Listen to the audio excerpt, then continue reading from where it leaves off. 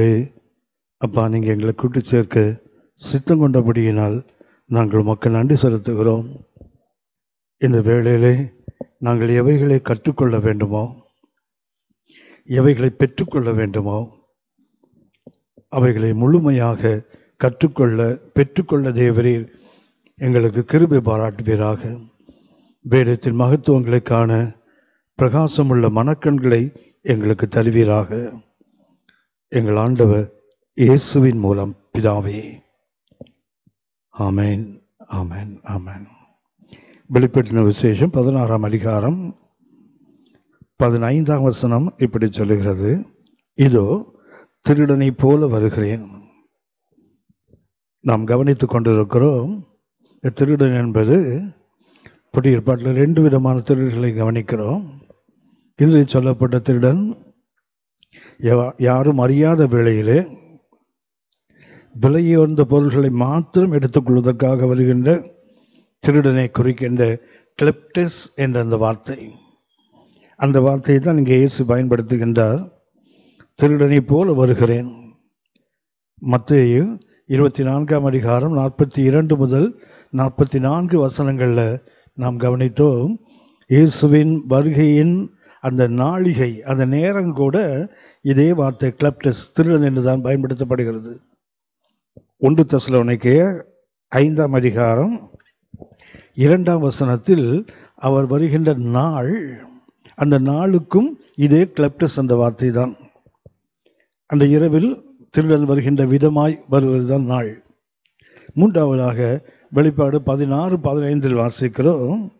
இயேசு தன்னையே திருடனை போல் வருகிறேன் என்று சொல்லுகிறார். அப்படியானால் அவர் வருகின்ற நாளிகை, அவர் வருகின்ற நாள், அவரும் திருடனை போல என்று சுட்டி காட்டுகிறார். அதுக்கு அர்த்தம் என்னவென்றால், யாரும் அறியாத அல்லது யாரும் எதிர்பார்க்காத ஒரு வேளையில் ஆண்டவர் இயேசு வந்து அவருடைய வருகைக்காக விழித்திருக்கிறவர்களை அழைத்து செல்லுகின்ற அந்த அனுபவத்தை குறிக்கின்ற அந்த வார்த்தை. இதில் நாம் அவருடைய வருகை யாரும் அறியாத வேளை அல்லது யாருக்கும் சொல்லாத ஒரு வேளையில இயேசு வருகிறார். வருவதனால் வருகைக்கு விழித்திருக்கிறவர்கள் எப்படி இருக்க வேண்டும் என்று அந்த வசனம் சுட்டி காட்டுகிறது. 1, தன் மானம் காணப்படத்தக்கதாக நிர்வாணமாய் நடவாமல். முதலாவதாக வருகைக்கு காத்திருக்கிற அல்ல வருகைக்கு விழித்திருக்கிற சபையோ அல்லது தேவனுடைய பிள்ளையோ தேவ மனிதனோ யாராக இருந்தாலும் முதல்ல அவர்களுக்கு ஒரு வசனம் சுட்டி காட்டப்படுது, ஒரு வாக், ஒரு நடை.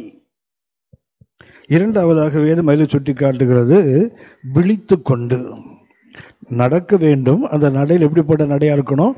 ஒரு விழித்து கொண்டு நடக்கின்ற, வாட்ச்ஃபுல் ஒரு நடை. அந்த நடை விழித்திருக்கின்ற ஒரு நடை, வாட்ச்ஃபுல். அது நாம் இதுவரைக்கும் அதை கவனித்திருக்கிறோம். 3ஆவது போட்டிருக்கையில் தன் வஸ்திரங்களை காத்து கொள்ளுகிறவன் பாக்கியவான். ஆங்கிலத்தில் வார்ட் என்ற வார்த்தையை நாம் கவனித்துக் கொண்டிருக்கிறோம். 1 வாக், 2வது வாட்ச், 3வது வார்டு. அந்த வாக், வாட்ச் 2ஐயும் நாம் கவனித்து விட்டோம். இன்றைக்கு நாம் கவனிக்க போகிற வார்த்தை அந்த வஸ்திரம் என்ற அந்த வார்த்தையை கவனிக்க போகிறோம். வஸ்திரம் என்றால் நம்ம எல்லாருக்குமே தெரியும், உடுக்கின்ற ஆடைகள். அதற்கு பயன்படுத்துகின்ற ஒரு கிரேக்க வார்த்தை இருக்கிறது. வஸ்திரம் என்றால் எது, அல்லது வஸ்திரம் என்பது எதை குறிக்கிறது என்பதை சுட்டி காட்டுகின்ற ஒரு வார்த்தை ஹிமாட்டியோன். ஹிமாட்டியோன் என்ற ஒரு கிரேக்க வார்த்தை. ஹிமாட்டியோன் என்பது பொதுவாகவே வஸ்திரங்களுக்கு புதிய ஏற்பாட்டில் பயன்படுத்துகின்ற வார்த்தை. இது கிரேக்க மொழியை நீங்க பார்ப்பீங்கன்னா, நாம் போடுகின்ற வஸ்திரங்களுக்கு 8 விதமான வார்த்தைகள் பயன்படுத்துகிறாங்க. நாம் போடுகின்ற வஸ்திரங்களுக்கு, அங்கே வேதத்தில் சொல்லப்பட்ட வஸ்திரங்கள் 8 விதமான வார்த்தைகள் பயன்படுத்துகிறாங்க மூல மொழியில். ஆனால் பொதுவாக இந்த ஹிமாட்டியோன் என்பதுதான் அதிகமாக பயன்படுத்தப்படுகின்ற வார்த்தை.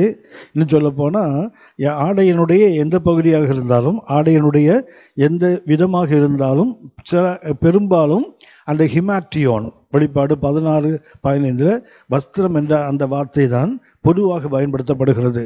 உதாரணமாக மத்தேயு 17:2 ஆண்டவர் இயேசு மறுரூபமாகும் போது அவருடைய வஸ்திரம் என்று வாசிக்கிறோமே, அங்கே இருப்பது அந்த ஹிமாட்டியோன் தான். அதாவது வெளிப்பாடு 16:15 வஸ்திரத்துக்கு பயன்படுத்த வார்த்தை தான். மத்தேயு 26:65 பார்த்தா பிரதான ஆசாரியன் தன் வஸ்திரத்தை கிழித்தான் என்று போட்டிருக்கோம்.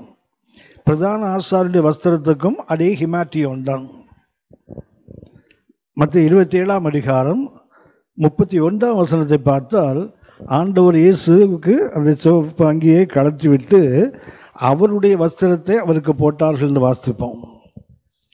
அந்த இயேசுவின் வஸ்திரத்துக்கு அங்கேயும் அந்த ஹிமாட்டியோன் தான். ஸோ பொதுவாகவே 8 விதமான கிரேக்க வார்த்தைகள் ஆடைகளுக்கு பயன்படுத்தினாலும் இந்த ஹிமாட்டியோன் என்பது அதிகமாக பயன்படுத்தப்படுகின்ற, இல்லைன்னா பொதுவாக. ஆனால் ஹிமாட்டியோன் என்பதுக்கு அர்த்தம் என்னவென்றால் மேலே போடுகின்ற அங்கி அல்லது ஒரு மேலே போர்த்துகின்ற ஒரு சால்வை என்பதை குறிக்கின்ற வார்த்தை தான் அந்த ஹிமாட்டியோன். சொல்லப்போனால் இட்ஸ் அன் அவுட்டர் கார்மெண்ட், வெளியே போடுகின்ற. உள்ளே நிறைய ஆடைகள் இருக்கலாம், உள்ளாடைகள் இருக்கலாம், மேலே போடுகின்ற அந்த வஸ்திரத்துக்கு பெயர் தான் ஹிமாட்டியோன் என்ற வார்த்தையை பயன்படுத்துகிறார்கள். ஸோ உதாரணமாக யோவான் 19:23 இயேசுவை சிலுவையில் அறையும் போது அந்த சிலுவைக்கு கீழ் இருந்த 4 போர் சேவகர்கள் அவர் வஸ்திரத்தை எடுத்துக்கொண்டு அதை 4ஆக பிரித்தார்களாம். அந்த வஸ்திரத்தில் என்ன இருக்கும் அப்படின்னா, அவர் தலையிலே கட்டுகின்ற அந்த ஹெட் ட்ரெஸ் இருக்கும், அடுத்தது அவருடைய மேலங்கி, அடுத்தது அவருடைய கச்சை, அதுக்கப்புறம் அவருடைய உள்ளங்கி, அதுக்கப்புறம் அவர் போடுகின்ற பாதரட்சை. ஆண்டவர் இயேசுவில் இருந்தது 5. ஒரு யூதன் என்றால் இந்த 5 ஆடைகள் கண்டிப்பாக இருக்கும். ஒன்று அவருடைய தலையில் இருக்கிற அந்த டர்பன், தலையில் கட்டுகின்ற அந்த துணி. இரண்டாவதாக அவர்கள் போடுகின்ற வெளியே போடுகின்ற அந்த பெரிய வஸ்திரம் அங்கி. மூன்றாவதாக இடுப்பிலே கட்டுகின்ற ஒரு கச்சை. நான்காவதாக உள்ளே உடம்புல, அதாவது இன்னர், உள்ள உடலோடு சேர்ந்து கொண்டிருக்கின்ற ஒரு உள்ளங்கி அல்லது உள் ஆடை. கால்களில் ஒரு பாதரட்சை. ஆண்டவர் இயேசுவிடத்தில் 5 இருக்கிறது. 4 போர்ச்சேவர்கள் 4 எடுத்து விட்டார்கள். அந்த உள்ளங்கியை சீட்டு போட்டு அவர்கள் எடுத்தார்கள். அதை கிழிக்கவில்லை என்று வேதம் சுட்டி காட்டுகிறது. அப்படியானால் நிறைய சட்டைகள் அங்கு இருக்குது. ஆனால் மொத்தத்துக்கு என்ன பேருன்னா யோவான் 19:23 வஸ்திரம் என்ற வார்த்தை, அந்த ஹிமாட்டியோன் என்ற வார்த்தை தான் ஆவியானவர் பயன்படுத்துகின்றார். இந்த ஹிமாட்டியோன் என்பதற்கு, வஸ்திரம் என்பதற்கு மேலோட்டமாக பார்த்தால் ஒரு கிறிஸ்தவனுடைய வாழ்வியலை குறிக்கின்ற வார்த்தை. ஒரு ஆடை என்பது பர்டிகுலரா அந்த ஹிமாட்டியோன் என்பது ஒருவனுடைய ஆடை, ஒரு வாழ்க்கை முறையை, ஆண்டவர் இயேசுவை பின்பற்றுகிறவர்கள் வாழ வேண்டிய விதத்துக்கு இந்த ஹிமாட்டியோன் பயன்படுத்தப்படுகிறது. இதற்கு நான் 2 வசனங்களை சுட்டி காட்டுகிறேன். ஒன்று மத்தேயு நற்செய்தி 5:40. மத்தேயு 5:40 கவனித்தால் அங்கே நான் ஒரு கருத்தை கவனிக்கிறோம். ஆண்டவர் இயேசு தன்னுடைய அந்த பரலோக ராஜ்யத்தின் சத்தியங்களை சொல்லிக் கொண்டு வரும்போது ஒன்றை சொல்லுகிறார். 39 நான் உங்களுக்கு சொல்லுகிறேன், தீமையோடு எதிர்த்து நிற்க வேண்டாம். அப்படி என்றால் ஆண்டவர் இயேசுவை பின்பற்றி வாழுகின்ற ஒரு வாழ்க்கை அல்லது அவருடைய வருகைக்கு ஆயத்தமாகி கொண்டிருக்கிற, விழித்து கொண்டிருக்கிறவர்களுக்கு இருக்க வேண்டிய தன்மை என்னவென்றால் தீமையோடு எதிர்த்து நிற்காத தன்மை. ஒரு இயேசுவை பின்பற்றுகிற வாழ்க்கையினுடைய மிக முக்கியமான ஒரு அஸ்திபாரத்தை ஆண்டவர் இயேசு சுட்டி காட்டுகிறார். நான் உங்களுக்கு சொல்லுகிறேன். ஏன்னா பழைய பாட்டு சொல்லப்பட்டது, கண்ணுக்கு கண் பல்லுக்கு பல், அது முன்னாடி சொல்லப்பட்டது. அதைத்தான் ஆண்டவர் இயேசு சுட்டி காட்டுகிறார். உங்களுக்கு சொல்லப்பட்டிருக்கிறது கண்ணுக்கு கண் பல்லுக்கு பல் என்று உரைக்கப்பட்டதை கேள்விப்பட்டிருக்கிறீர்கள். நான் உங்களுக்கு சொல்லுகிறேன், தீமையோடு எதிர்த்து நிற்க வேண்டாம். அப்படின்னா பழைய ஏற்பாட்டின் அந்த வாழ்க்கை முறையிலிருந்து அந்த கிறிஸ்தவத்துக்கு ஆண்டவர் தேவன் சொல்லப்போனால் அவரை பின்பற்றி வரக்கூடிய சபை எப்படி இருக்க வேண்டும் என்பதற்கு ஒரு சேஞ்ச் ஓவர், ஒரு மாற்றத்தை கொண்டு வருகிறார். அது சொல்லுகின்ற ஒன்று என்ன, தீமைக்கு எதிர்த்து நிற்க வேண்டாம். அதுக்கு முதல் கருத்து அவர் சொல்லுகிறார், ஒருவன் உன்னை வலது கணத்தில் அறைந்தால் அவனுக்கு மறு கணத்தை திருப்பி கொடு. இரண்டாவதாக 40ஆம் வசனம் வாசிக்கிறோம், உன்னுடைய வழக்காடி உன் வஸ்திரத்தை எடுத்துக்கொள்ள வேண்டும் என்று இருக்கிறவனுக்கு உன் அங்கியையும் விட்டுவிடு.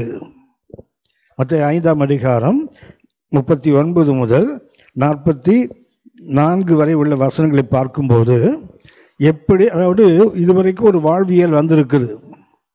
யூதர்களுக்கு கர்த்தர் கொடுத்த அந்த சட்டத்தின்படி அவர்கள் வாழ வேண்டிய வாழ்க்கை என்ன, கண்ணுக்கு கண் பல்லுக்கு பல். இன்றைய சமுதாயத்தின் சூழலை நாம் பார்க்கும்போது அது சரிதானோ என்று சில நேரத்தில் நமக்கு தோன்றும். ஆமாம், அநியாயமாக ஒருத்தனை அடிச்சு கொண்டான்னா அவனை அதே மாதிரி அடித்து கொள்ளணுங்கிற ஆட்டிடியூட் நமக்கு வருது. இது கிறிஸ்து இல்லாத ஒரு வாழ்க்கையின் அந்த வெளிப்பாடு. அது யூதர்களுக்கு இருந்த அந்த தன்மை, கர்த்தர் கொடுத்த சட்டம் அதுதான். கண்ணுக்கு கண் பல்லுக்கு பல் என்று உரைக்கப்பட்டதை நீங்கள் கேள்விப்பட்டிருக்கிறீர்கள். ஆனால் நான் உங்களுக்கு சொல்கிறேன், தீமையோடு எதிர்த்து நிற்க வேண்டாம். அப்படியானால் ஒரு கிறிஸ்தவ வாழ்வியல் முறை என்பது, இயேசுவை பின்பற்றுகிற வாழ்க்கை என்பது தீமைக்கு எதிர்த்து நிற்பதல்ல. அதற்கு சுட்டிக்காட்டு முதலாவது, உன்னை வலது கணத்தில் அறைந்தால் மறு கணத்தை காட்டு. இரண்டாவது சொல்லுகிறார், ஒருவன் உன்னோடு வழக்காடி உன் வஸ்திரத்தை எடுத்துக்கொள்ள விரும்பினால் அவனுக்கு உன் அங்கேயும் சேர்த்து கொடுத்துரு. மூணாவது போட்டிருக்குது 41 மத்தேயு 5:41, ஒருவன் உன்னை 1 மைல் தூரம் பலவந்தம் பண்ணினால் அவனோடு 2 மைல் தூரம் போ. 42 வாசிக்கிறோம், உன்னிடத்தில் கேட்கிறவனுக்கு கொடு, உன்னிடத்தில் கடன் வாங்க விரும்புகிறவனுக்கு முகம் கோணாதே. 43, 44 வசனத்தில் வாசிக்கிறோம், உனக்கு அடுத்தவனை சிநேகிக்கலாம், உன் சத்துருவை பகைக்கலாம். இது பழைய நாட்களில் வாழ்க்கை முறை. ஆனால் இப்போ இயேசு சொல்லுகிறார், நான் உங்களுக்கு சொல்லுகிறேன், உங்கள் சத்துருக்களை சிநேகியுங்கள், உங்களை சபிக்கிறவர்களை ஆசீர்வதியுங்கள், உங்களை பகைக்கிறவருக்கு நன்மை செய்யுங்கள். அப்படியானால் இதுவரைக்கும் இருந்த ஒரு ஆவிக்குரிய வாழ்க்கை ஆண்டவர் இயேசு இந்த இடத்துல ஒரு மாற்றத்தை கொண்டு வருகிறார். அதுக்கு பயன்படுத்துகின்ற ஒன்று கன்னம், அடுத்தது வஸ்திரத்தை குறிக்கிறது.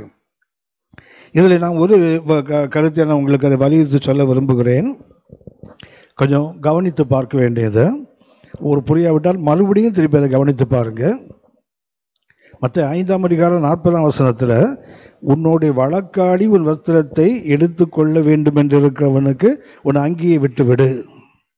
அதோட கிறிஸ்தவ வாழ்க்கைக்கு ஒரு அஸ்திவாரமாக சொல்லுகின்ற ஒன்று கன்னம், அடுத்தது பலவந்தம் பண்ணி அழைத்து செல்கின்ற ஒரு இடம், அல்லது கடன் வாங்குறவன் கேட்கிறவனுக்கு மனங்கோடாமல் கொடுப்பது. இதெல்லாம் வாழ்வியல்.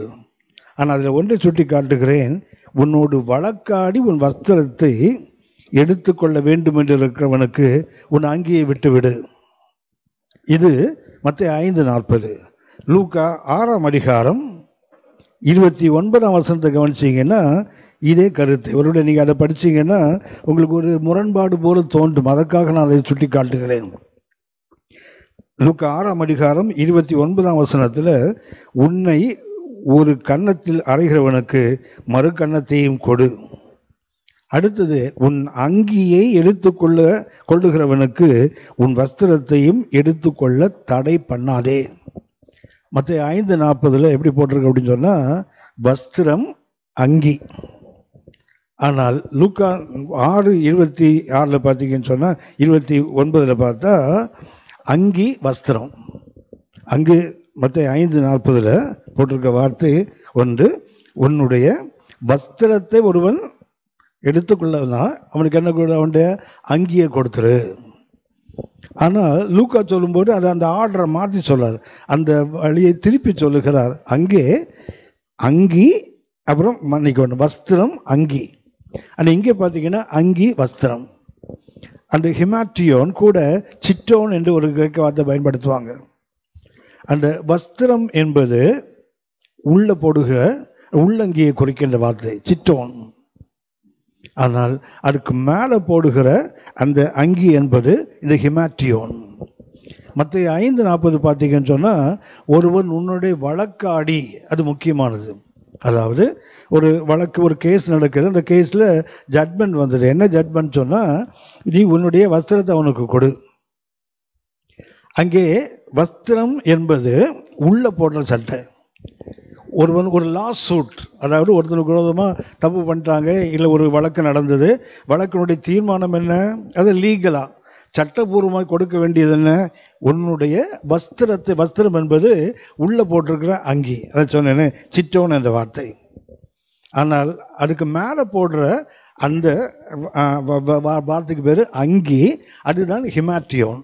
வெளிப்பாடு 16:15 பயன்படுத்துகிற அந்த ஹிமாட்டியோன் எங்கே இருக்குன்னா, மற்ற 5:40 ஒன்று உள்ள போடுற வஸ்திரம், ரெண்டாவது மேலே போடுற அங்கி.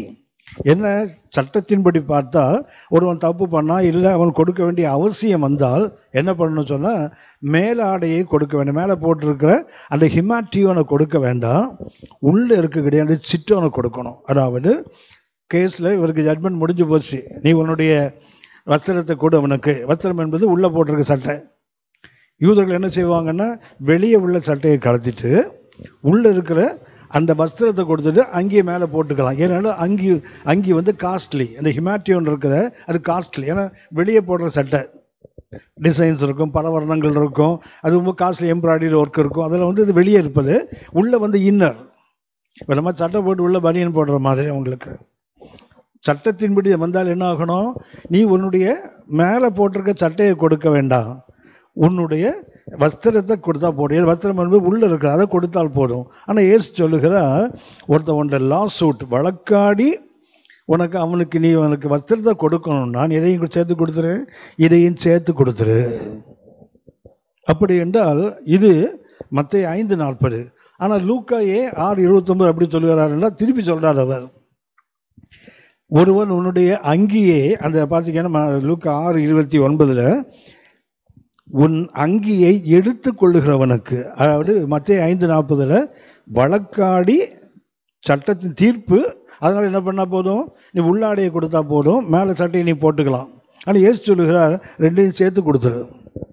ஆனால் லூக்கா திருப்பி ஏன் சொல்லுகிறார் என்றால், உன்னை எதை கேட்குறான், அவன் எடுத்த உடனே என்ன பண்ணுறான், அது நல்லா இருக்கும் அந்த வார்த்தை, உன் அங்கியை எடுத்து கொள்ளுகிறவன் என்றால் பலவந்தமாக எடுக்கிறவன். 5:40 சட்டபூர்வமாக எடுக்கிறவன். ஆனால் லூக்கா சொல்லும்போது என்ன பண்ணுறான், கம்பல் பண்ணி எடுத்த முதல்ல மேலே சட்டை எடுத்து உள்ள சட்டை எடுக்க மாட்டான். எடுத்த உடனே கிடைக்கிறது அதான்.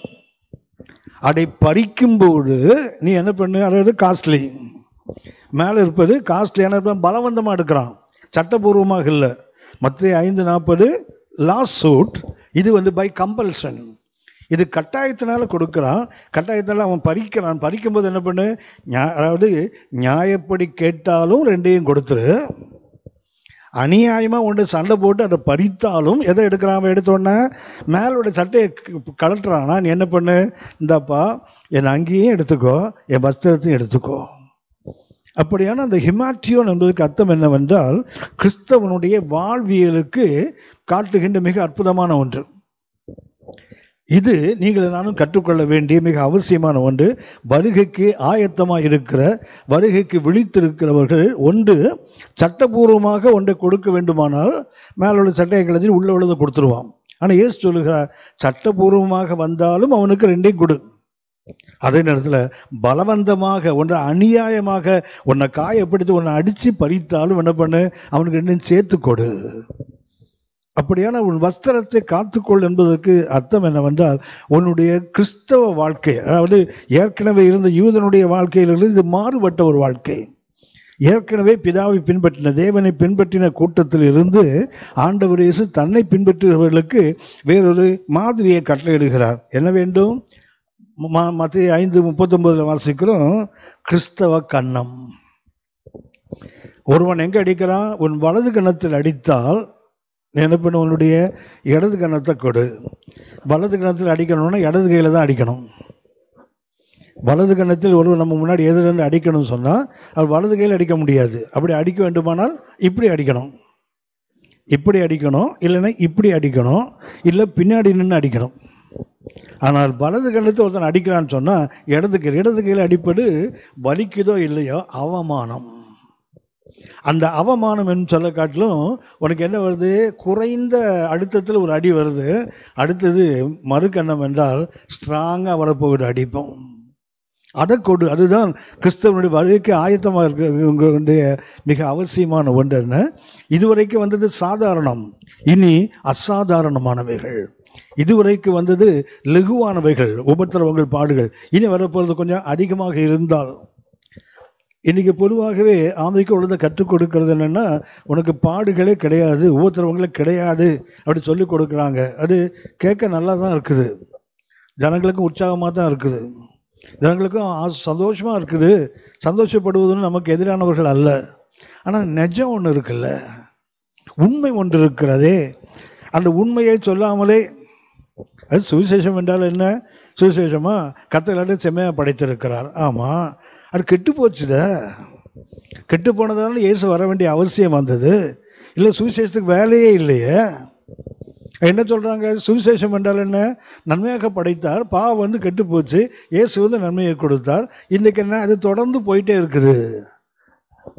பழைய நிலைக்கு போனால் திரும்பவும் அதே பிரச்சனை வரும். திரும்ப இன்றைக்கு எச்சரித்தால் ஒன்று என்ன சொல்கிறாங்க, இவங்க ஜனங்களை பயமுறுத்துறாங்க. இன்றைக்கு ஜனங்களுக்கு வேத வசனத்தின்படி சொன்னாலே என்ன சொல்கிறாங்க உடனே இவங்க, இது இவங்களுக்கு எப்போ பாரு கர்த்தர் அடிப்பார், கர்த்தர் நியாயம் தீர்ப்பார், இதையே சொல்லிட்டு இருக்காங்க. அது ஒரு பக்கம். மறுபக்கம் கர்த்தர் நன்மை செய்கிறவர் தான். ஆனால் அந்த நன்மைக்கு நாம் பாத்திரவானா இருக்கணுமே, அதைத்தான் சொல்லி கொண்டிருக்கிறோம். வருகைக்கு காத்திருக்கல, வருகைக்கு விழித்திருத்தல். அதுக்கு என்ன வேண்டும், இதுவரைக்கும் உனக்கு குறைந்த வலிகள், இனி கொஞ்சம் அதிக வலி வந்தால் அதை சந்திப்பதற்கு ஆயத்தப்படு. அதுதான் அதுக்கு அர்த்தம். அடுத்தது 5:40 வாசித்தோம், உன்னுடைய வஸ்திரத்தை உள்ளங்கி எடுத்துக்கொண்டால் உன்னை வேலையும் சேர்த்து கொடுத்துரு. அடுத்தது 5:41 வாசிக்கிறோம், 1 மைல் தூரம் உன்னை அவன் பலவந்தம் பண்ணினால், அது கம்பல்சரி மைல், கட்டாயம் போனலைன்னா கழுத்தை உடைச்சிடுவான் அவன். நீ என்ன பண்ணு, மனப்பூர்வமா இன்னும் 1 மைல் போ. அதுதான் கிறிஸ்தவ வாழ்க்கையாக ஆண்டவர் இயேசு சுட்டி காட்டுகிறார். அடுத்து 5ஆம் அதிகாரம் 42ஆம் வசனத்தில், உன்னிடத்தை கேட்குறானா, கேட்குறவன் தகுதியை பார்க்காத. வழக்கம் என்ன பண்ணுவோம், ஒருத்தர் மட்டும் ஒரு கடன் கேட்டால், இந்த ஆள் கடன் வாங்கி அந்த பணத்தை என்ன பண்ணுவான், வழியில் இல்லாத ஒருவர் நம்மகிட்ட கொஞ்சம் ஐயா பசிக்குது எதாவது கொடுன்னு கேட்டால் கூட என்ன யோசிக்கிறோம், இதை கொடுத்தா இவன் சாப்பிடுவானா இல்லை சாராய கடைக்கு போவானான்னு தானே யோசிக்கிறோம். ஏன் அப்படி சொல்ல, கேட்டால் கொடு, அவ்வளவுதான். ஏன்னா கொடுப்பது தான் உன் வேலையை தவிர இவன் எதுக்கு கேட்குறான், கொடுத்தா என்ன பண்ணுவான், இதை கர்த்தர் யோசித்திருந்தால் நமக்கு ஒன்றுமே கொடுத்துருக்க முடியாது. நம்முடைய பாட்டி பழைய காலத்தை சொல்லி வச்சாங்க, பாத்திரம் அறிந்து பிச்சை போடு. பாத்திரத்தை பார்த்து தான் பிச்சை போடணுமா. கர்த்தர் எப்படி பாத்திரத்தை பார்த்துருந்தா ஒரு பாத்திரத்துக்கும் பிச்சை போட்டிருக்க முடியாது. அத்தனையும் அழுக்கான பாத்திரம் தானே, அத்தனையும் தகுதியற்ற பாத்திரங்கள் தானே, அவருடைய கிருபை தானே கொடுத்தது. அடிதான் சுட்டி, இதுதான் கிறிஸ்தவ வருகைக்கு காத்திருக்கிறாயா, கேட்குறவனுக்கு கொடு. அடுத்தது என்ன பண்ணான், கடன் வாங்குகிறான். கடன் கேட்டால் என்ன பண்ணுவான், திருப்பி கொடுப்பானான்னு பார்ப்போம். எப்போ கொடுப்பீங்கன்னு கேட்போம். நான் இதுக்கு வச்சிருக்கிறேன், இதை உங்களுக்கு தர, நீங்கள் எப்போ திருப்பி கொடுப்பீங்க, அங்கே ஒன்றுமே இல்லை, முகம் கோணாமல் கொடுக்கணுமா. நம்ம வந்தவன் முகத்தை கோணம் வச்சு அனுப்பிடுவோம் நம்ம. அப்படின்னா வருகைக்கு காத்திருக்கிறவனுக்கு இயேசு சொல்லுகிறார், ஒரு பழைய ஒரு வாழ்க்கையில் இருக்குது. அது யூதர்கள் அவருடைய முன்னோர்களுக்கு கற்றுக் கொடுத்த வாக்குறது. இல்லை, கண்ணுக்கு கண் பல்லுக்கு பல், அந்த பழிக்கு பழி, ரத்தத்துக்கு ரத்தம், கொலைக்கு கொலை, அதுதான் சட்டம். அவன் என்ன செய்தாலும் அவனுக்கு திரும்பி அதை கொடு. ஆனால் இயேசு சொல்லுகிறார், இல்லைப்பா, கிறிஸ்தவ வாழ்வியல் என்பது வேற. அதுக்கு சொல்லுகிற மிக முக்கியமானது என்ன, சட்டத்தின்படியும் ஒன்று வருகிறது. நீ உள்ளங்கிய கொடுத்தா போதும், உன்னை உள்ள இருக்கிற வஸ்திரத்தை கொடுத்தா போதும், அது உன்னுடைய சிற்றோனை கொடுத்தா போதும். நீ என்ன பண்ணு, உன்னுடைய ஹிமாட்டியோன் மேலே போட்டிருக்கே, டெக்கரேட்டிவா, அலங்காரமாக, காஸ்ட்லியா, ரொம்ப நேசிச்சு போட்டிருக்கே, அதை கலைச்சி கொடுத்துரு. ஆண்டவரே, இது சாத்தியமா? வருகைக்கு காத்திருக்கிறவன் வஸ்திரத்தை காத்துக்கொள்ளும் போது அந்த வஸ்திரத்தை காத்துக்கணும் பத்திரமா வச்சுக்கிறது இல்லை. என்ன பண்ணுறான், அவன் கேட்டது உள்ளங்கி தான். நீ என்ன பண்ண, அவனுக்கு மேல் சேர்த்து கொடுத்துரு. அந்த கிறிஸ்தவ வாழ்வியலை குறிக்கின்ற வார்த்தை தான் சட்டை. 2வது ஒன்று சொல்லி காட்டுகிறேன். அங்கே போட்டு ஹிமாட்டியோன் என்பதற்கு சரியான அர்த்தம் ஆண்டவர் இயேசுவை தரித்துக் கொள்வது என்ற அர்த்தம். ஹிமாட்டியோனுக்கு அதனுடைய ஆவிக்குரிய பார்வை இங்கே பார்த்தீங்கன்னு சொன்னால், உலக ரீதியை பார்த்தீங்கன்னா வெளியே போடுற சட்டை, வெளியே போடுகிற அங்கி. ஆனால் வேதம் நமக்கு சுட்டி காட்டுவது ஒரு புது வாழ்க்கைக்குள்ள வரோம். இயேசுவின் வருகைக்கு நம்ம ஆயத்தமாகி கொண்டிருக்கிறோம், வருகைக்கு நாம் விழித்திருக்கிறோம். அப்போ என்ன வேண்டும்? நாம் போட்டிருக்க சட்டை இயேசுதானான்னு பார்க்கணும். அதுதான் வேதம் சுட்டி காட்டுகிறது. முதலாவதாக, at the time of accepting Christ. உலகத்திலும் பாவத்திலும் கர்த்தரை அறியாத ஒரு காலத்தை வாழ்ந்து கொண்டிருந்தோம். ஆனால் ஒரு நாள் கர்த்தரிடத்தில் வருகிறோம், இயேசுவை ஏற்றுக்கொள்ளுகிறோமே. அப்போ என்ன நடக்குது அப்படின்னா, நாம் கிறிஸ்துவை ஆடையாக அணிந்து கொள்ள வேண்டும். உன்னுடைய வஸ்திரத்தை காத்துக்கொள் என்றால், நீ ரட்சிக்கப்பட்ட போது இயேசுவை தரித்து கொண்டாயே, அதை வருகை வரைக்கும் தரித்துக்கொள். பரிசுத்த பவுல் சொல்றாரு, நான் அவரிடத்தில் ஒப்பு கொடுத்தால் அந்நாள் வரைக்கும் காத்துக்கொள்ள வல்லவன் சொல்றாரு. அவர் காத்துக்கொள்ள வல்லவர் என்றால் நான் என்னை காத்துக்கொள்ள வேண்டாமா? விசுவாசத்தை தொடங்குகிறவர் அவர், விசுவாசத்தை முழுமைப்படுத்த வரப்போகிறவர் அவர். நடுவில் விசுவாசத்தை நான் தானே காத்துக்கொள்ளணும். பரிசுத்த பவுல் சொல்லலையா, நல்ல போராட்டத்தை போராடினேன், ஓட்டத்தை முடித்தேன், விசுவாசத்தை காத்து கொண்டேன். தொடங்கினவர் இயேசு, பூர்ணப்படுத்த வரப்போகிறவர் இயேசு. நடுவில் காத்துக்கொள்வது பரிசுத்த பவுலோட வேலை அல்ல. அப்படியானால் நாம் இயேசுவை ஏற்றுக்கொண்ட போது இயேசுவை ஒரு வஸ்திரத்தை போல் அணிந்து கொண்டோம். அதுதான் எபேசியர் 4ஆம் அதிகாரம், எபிசியன்ஸ் chapter 4 verses 22 to 24. எபேசியர் 4ஆம் அதிகாரம் 22 முதல் 24 வரை வசனத்தை பார்த்தீங்கன்னா, நாம் இயேசுவை ஏற்றுக்கொண்ட போது இயேசு என்ன பண்ணிட்டோம்? அவருடைய சாயலை தரித்து கொண்டோம் என்று வேதம் சுட்டி காட்டுகிறது. எபேசியர் 4ஆம் அதிகாரம் 22ஆம் வசனத்தை பார்த்தீங்கன்னா, முதல்ல என்ன செய்யணும்? இயேசுவை தரித்து கொள்ள வேண்டுமானால் பழைய சட்டையை கழற்றி போடணும். 4:22 சொல்லுகிறது, அந்தப்படி முந்தின நடக்கைக்குரிய மோசம் போக்கும் இச்சைகளாலே கெட்டுப்போகிற பழைய மனுஷனை நீங்கள் களைந்து போட்டு. ரட்சிக்கப்படுகிற அநேக பழைய சட்டை உள்ளதா இருக்கு, மேலே வேற சட்டையை போட்டுக்கிறாங்க. மேலே பார்த்தா இயேசு சட்டை, உள்ள என்ன இருக்குது? பழைய நாட்டம் எடுக்கிற அதே சட்டை தான். அது வேதம் சுட்டி காட்டுகிறது, while accepting Christ. உன் வஸ்திரத்தை காண்ட வஸ்திரம் யாரு? Jesus himself became our clothing. நம்முடைய வஸ்திரமாக மாறுவது ஆண்டவர் இயேசு. எப்போ சொன்னா, while accepting Christ. கிறிஸ்துவை நாம் ஏற்றுக்கொள்ளும் போது இயேசு நமக்கு என்னவா மாறிவிடுகிறார் என்றால், நமக்கு ஒரு புதிய வஸ்திரமாக மாறுகிறார். அந்த புது சட்டையை போடணும்னு சொன்னால் என்ன வேண்டும்? பழைய சட்டையை கலத்தணும்ல. அநேகர் பார்த்தீங்கன்னா பழைய சட்டைக்கு மேலே புது சட்டை போட்டிருப்பாங்க. பழைய சட்டை உள்ளே இருக்கும், அதுக்கு மேலே புது சட்டை. சில நேரங்களில் இந்த ஏர்போர்ட்லலாம் பார்த்தீங்கன்னா, வெளிநாட்டுக்கு போயிட்டு வரக்கூடியவர்கள், ஊழியர்கள் என்னென்ன யாரையும் தாக்கி பேசுவது என்ற நோக்கம் அல்ல, எனக்கு தகுதியும் இல்லை. வரும்போது என்னாச்சுன்னா, நிறைய திங்ஸ் வாங்கிடுவாங்கல்ல வெளியிருந்து வரும்போது. அங்கே வரும்போது என்ன பண்ணால், டியூட்டி செக் பண்ணும்போது வெயிட்டுக்கு அதிகம் இருக்குது, அதனால் இதுக்கு நீங்கள் பே பண்ணுங்க. வெயிட்டுக்கு அதிகமாக இருந்தால், எடுத்துக்கொண்டு வருகின்ற அந்த எடைக்கு அதிகமாக இருந்தால் அதுக்கு பணம் பே பண்ணணும். ஒருத்தர் கேட்டார், எவ்வளோ இருக்கணும்? இவ்வளோ இருக்கணும். சரி, இந்த பேக் கொடுங்க. வாங்கினார். அதுக்குள்ளே இருந்து ஒரு 7-8 சட்டை எடுத்து மேலே போட்டுக்கிட்டார். இவர் ஒரு சட்டை எடுத்து போட்டார். ஏன்னா பேக்குக்குள்ளே அது இருந்தால் தானே வெயிட்டு. நான் போட்டிருந்தா அது வெயிட் கணக்கு இல்லைல்ல. நான் இப்போ 40 கிலோ, அப்போ 60 கிலோ ஆகிடுவோம், அவ்வளோதான். எனக்கு பிரச்சனை இல்லைல்ல, உள்ள பெட்டிக்கு தானே. பார்த்தீங்கன்னா 7-8 சட்டை போட்ட வரைக்கும் ஆள் இருக்குது மேலே, ஒரு சட்டைக்கு மேலே ஒரு சட்டைக்கு மேலே. ஏன்னா இது காசு கொடுக்கணும்ல. இன்றைக்கி இயேசுவை ஏற்றுக்கொள்ளுங்க அநேகர் என்ன பண்ணுறாங்கன்னா, உள்ள அந்த பழைய சட்டை இருக்குது, அந்த மோசம் போக்குகிற தன்மைகள் இன்னைக்கு இருக்குது. முந்தின நடக்கைக்குரிய மோசம் போக்கும் இச்சைகள், அந்த இச்சை சட்டை மேலே இருக்குது. எங்களுக்கு அற்புதமாக இருப்பாருங்களேன். பழைய மனுஷனை நீங்கள் களைந்து போட்டு, புட் ஆஃப். ஒரு வஸ்திரத்தை கலட்டுவது போல நீ கலட்டிட்டு என்ன பண்ணணுமா? உங்கள் உள்ளத்திலே புதிதான ஆவி உள்ளவர்களாகி என்ன ஆயிடணும்? அந்த நியூனஸ் இன் தி ஸ்பிரிட்.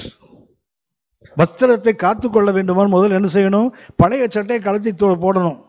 பழைய மனிதன் அவனுடைய இச்சைகளை, அவனுடைய மோசம் போக்குற தன்மைகளை கலட்டி போட்டு விட்டு என்ன செய்யணும்? உடம்புல இல்லை, ஆவியில் என்ன பண்ணணுமா? ஒரு புதுப்பித்தல், ரெனியூவல் ஆஃப் த ஸ்பிரிட். அதுக்கப்புறம் போட்டிருக்குது, மெய்யான நீதியிலும் பரிசுத்தத்திலும் தேவனுடைய சாயலாக்கப்பட்ட புதிய மனிதனை தரித்து கொள்ளுங்கள். அப்படின்னா நாம் இயேசுவை ஏற்றுக்கொள்ளும்போது நடக்கின்ற அனுபவம் என்னவென்றால், அந்த பழைய மனிதன், அந்த பழைய சுவாபங்களை கலற்றி விட்டு என்ன பண்றோம்? ஆவியிலே புதிதாக்கப்படுகிறோம். அதாவது வெளித்தோற்றத்தில் அல்ல. இன்னைக்கு அநேகருடைய வாழ்க்கையில் பார்த்தீங்கன்னா ஒரு அவுட்லுக் கிறிஸ்டியானிட்டி இருக்குது. வெளித்தோட்டத்தில் ஒரு கிறிஸ்தவனை பார்த்தாலே கிறிஸ்தவ மாதிரி தெரியல. அந்த ஃபேஸ் பாருங்களேன், கிறிஸ்டியன் ஃபேஸ் மாதிரியே இருக்குது. நல்லது தான். ஏன்னா கத்த முகத்துக்கு ரட்சிப்பை கொடுத்துருப்பார் ஒருவேளை, அதனால அவங்க முகம் நல்லா தான் இருக்கும், தப்பு இல்லை, அது வேண்டும். ஆனால் உள்ளத்துல ஒரு புதிதான ஸ்பிரிட் வரணும்ல. மனுஷனுடைய ஆவி கத்த தந்த தீபம், அது உள்ளத்துல ஆராய்ந்து பார்க்கணும்ல. அப்படி என்ன வேண்டும்? அடுத்தவங்களை ஆராய்ச்சி பண்றது சுவாபத்தை விட்டு விட்டு என்னுடைய ஆவியில ஒரு புதுப்பித்தல் வந்தால் அடுத்தவங்களை பார்க்கவே மாட்டேன், என்னல்ல பார்ப்பேன். என்னுடைய வாழ்க்கை தேவனுடைய வார்த்தைக்கு ஏற்றதாக இருக்கிறதா பார்ப்பனே தவிர அடுத்தவங்க சரியில்லை இவங்க சரி சொல்லிட்டு இருக்க முடியாது என்னால. அப்படின்னு பழைய மனிதனுடைய மோசம் போக்கும் அந்த சுவாபங்கள் அது கலற்றி எறியப்பட வேண்டும். அடுத்தது ஆவியிலே ஒரு புதுப்பித்தல், ரெனியூவல். பழைய போடு சிந்தனை, பழையது போல வாழ்க்கை முறை, இது மாற்றப்பட வேண்டும். அது ஆவியில தான் மாற்றம் வரணும். அதுக்கு அப்புறம் தான் போட்டிருக்குது, மெய்யான நீதியிலும் பரிசுத்தத்திலும் தேவ சாயலாக சிருஷ்டிக்கப்பட்ட புதிய மனிதன்.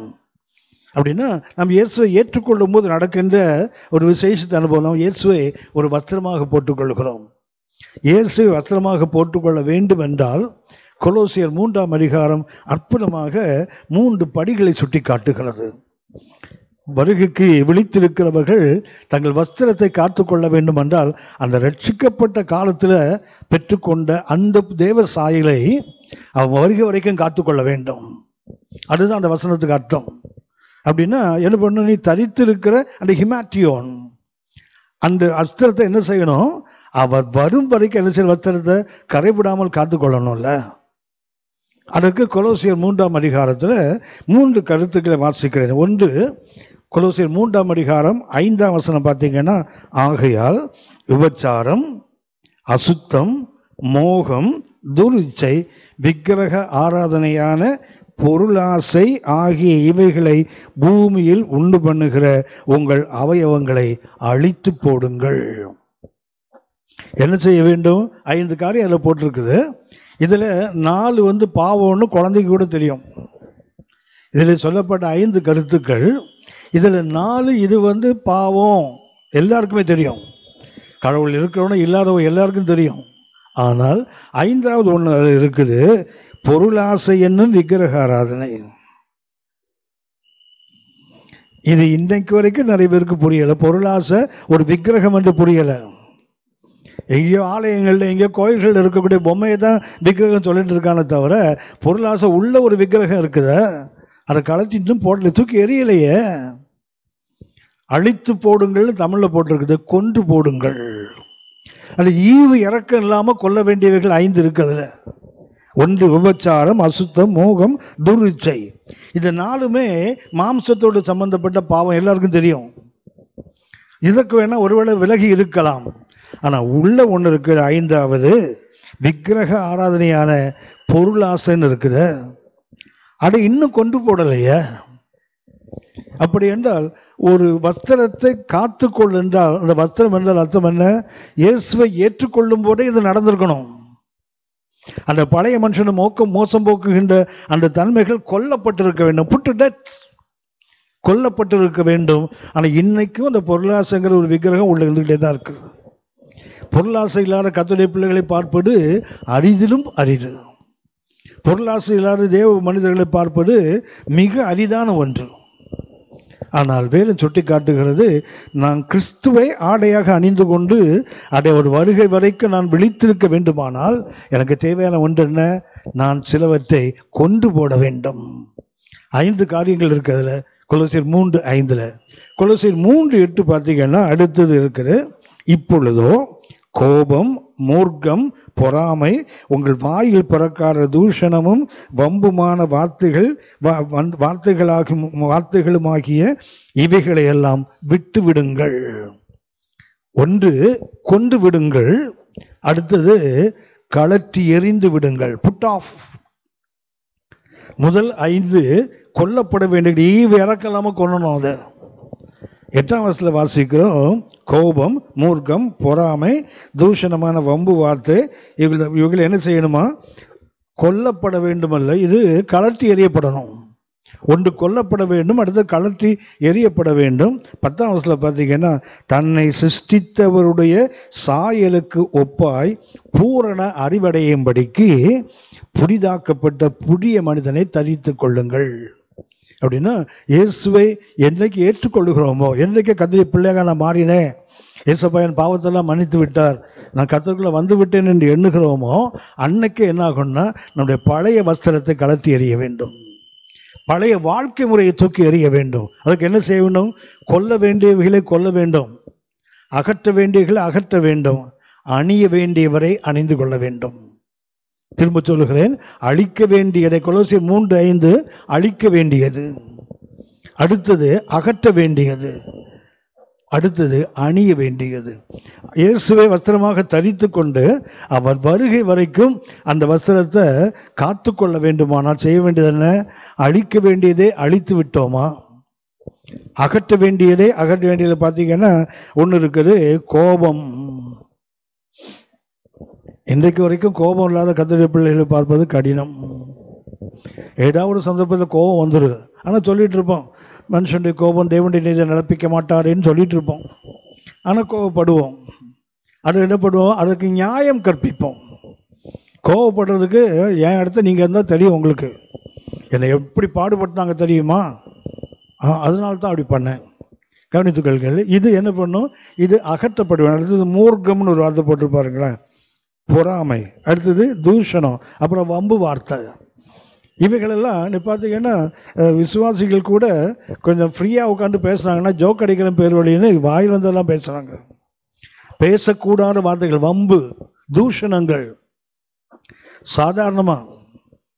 சமயத்தை ஒரு முறை ஒரு செய்தியை பார்த்துட்டே இருந்தேன். அவர் சொல்லுகிறார், ஒரு பாஸ்டர் கோபம் வந்தால் பேசுகிற வார்த்தை காது கேட்க முடியாதான். சரி, வாழ்க, அப்படி இருக்கட்டும் அவங்க.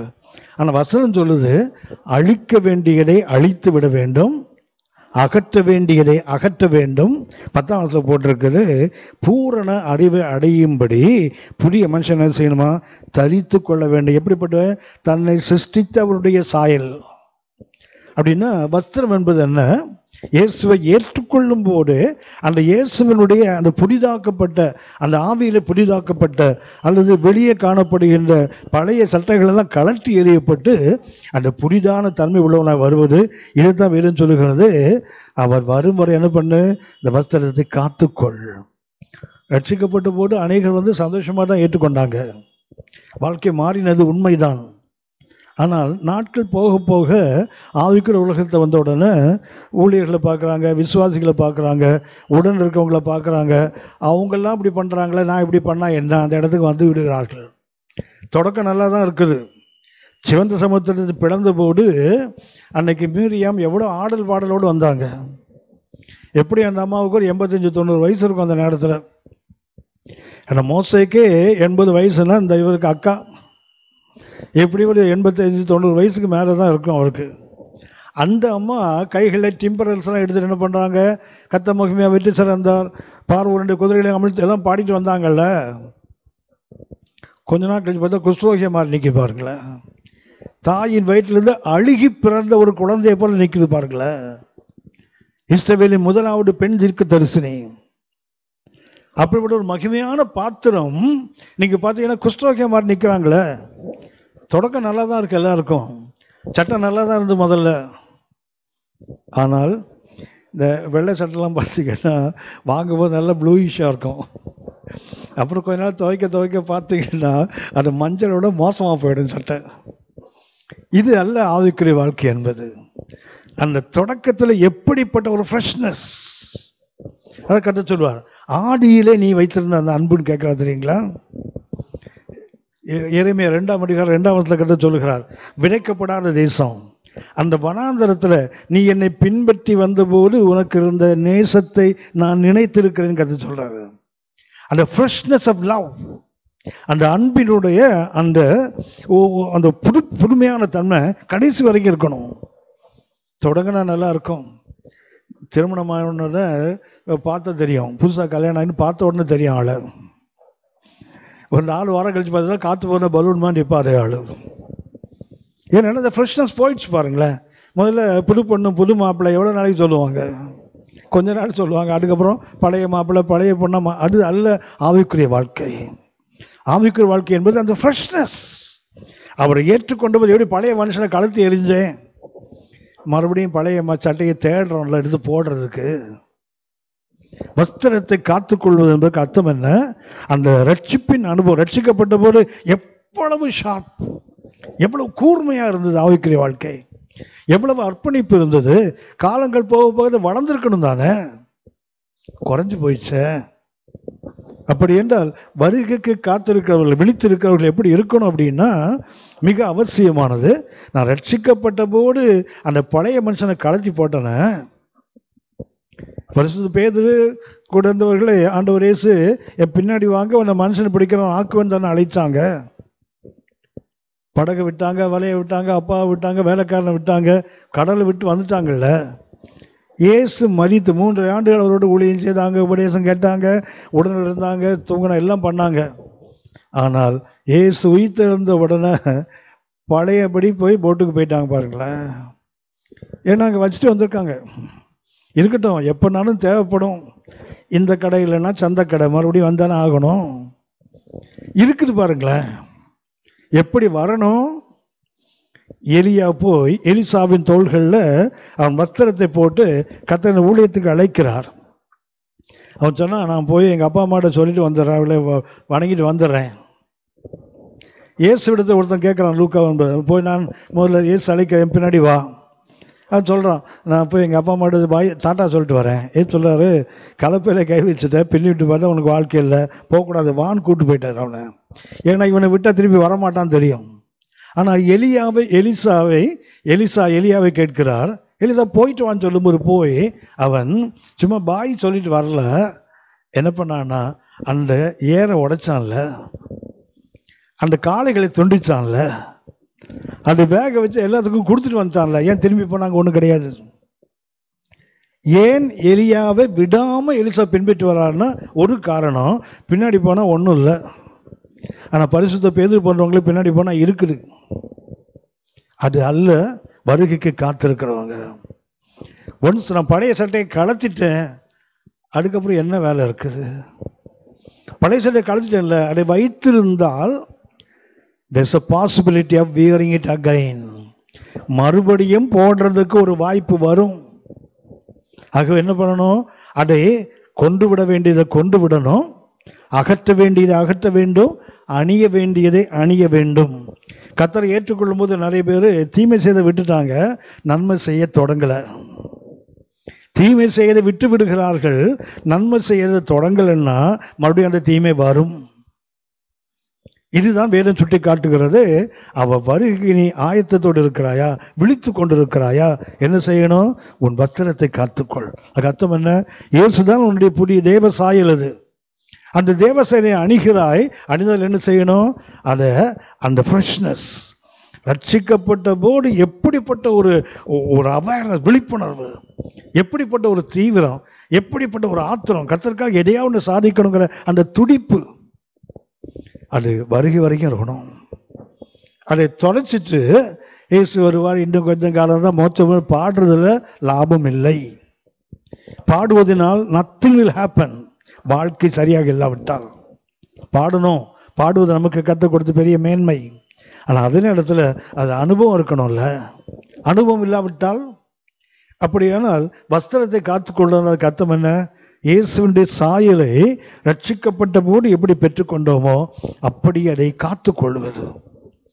இரண்டாவதாக கொண்ட சுட்டி காட்டுகிறேன். கலாத்தியர் 3ஆம் அதிகாரம் 27ஆம் வசனம் சொல்லுகிறது, ஏனெனில் உங்களில் கிறிஸ்துவுக்குள்ளாக ஞானஸ்நானம் பெற்றவர்கள் எத்தனை பேரோ அத்தனை பேரும் கிறிஸ்துவை தரித்து கொண்டீர்களே.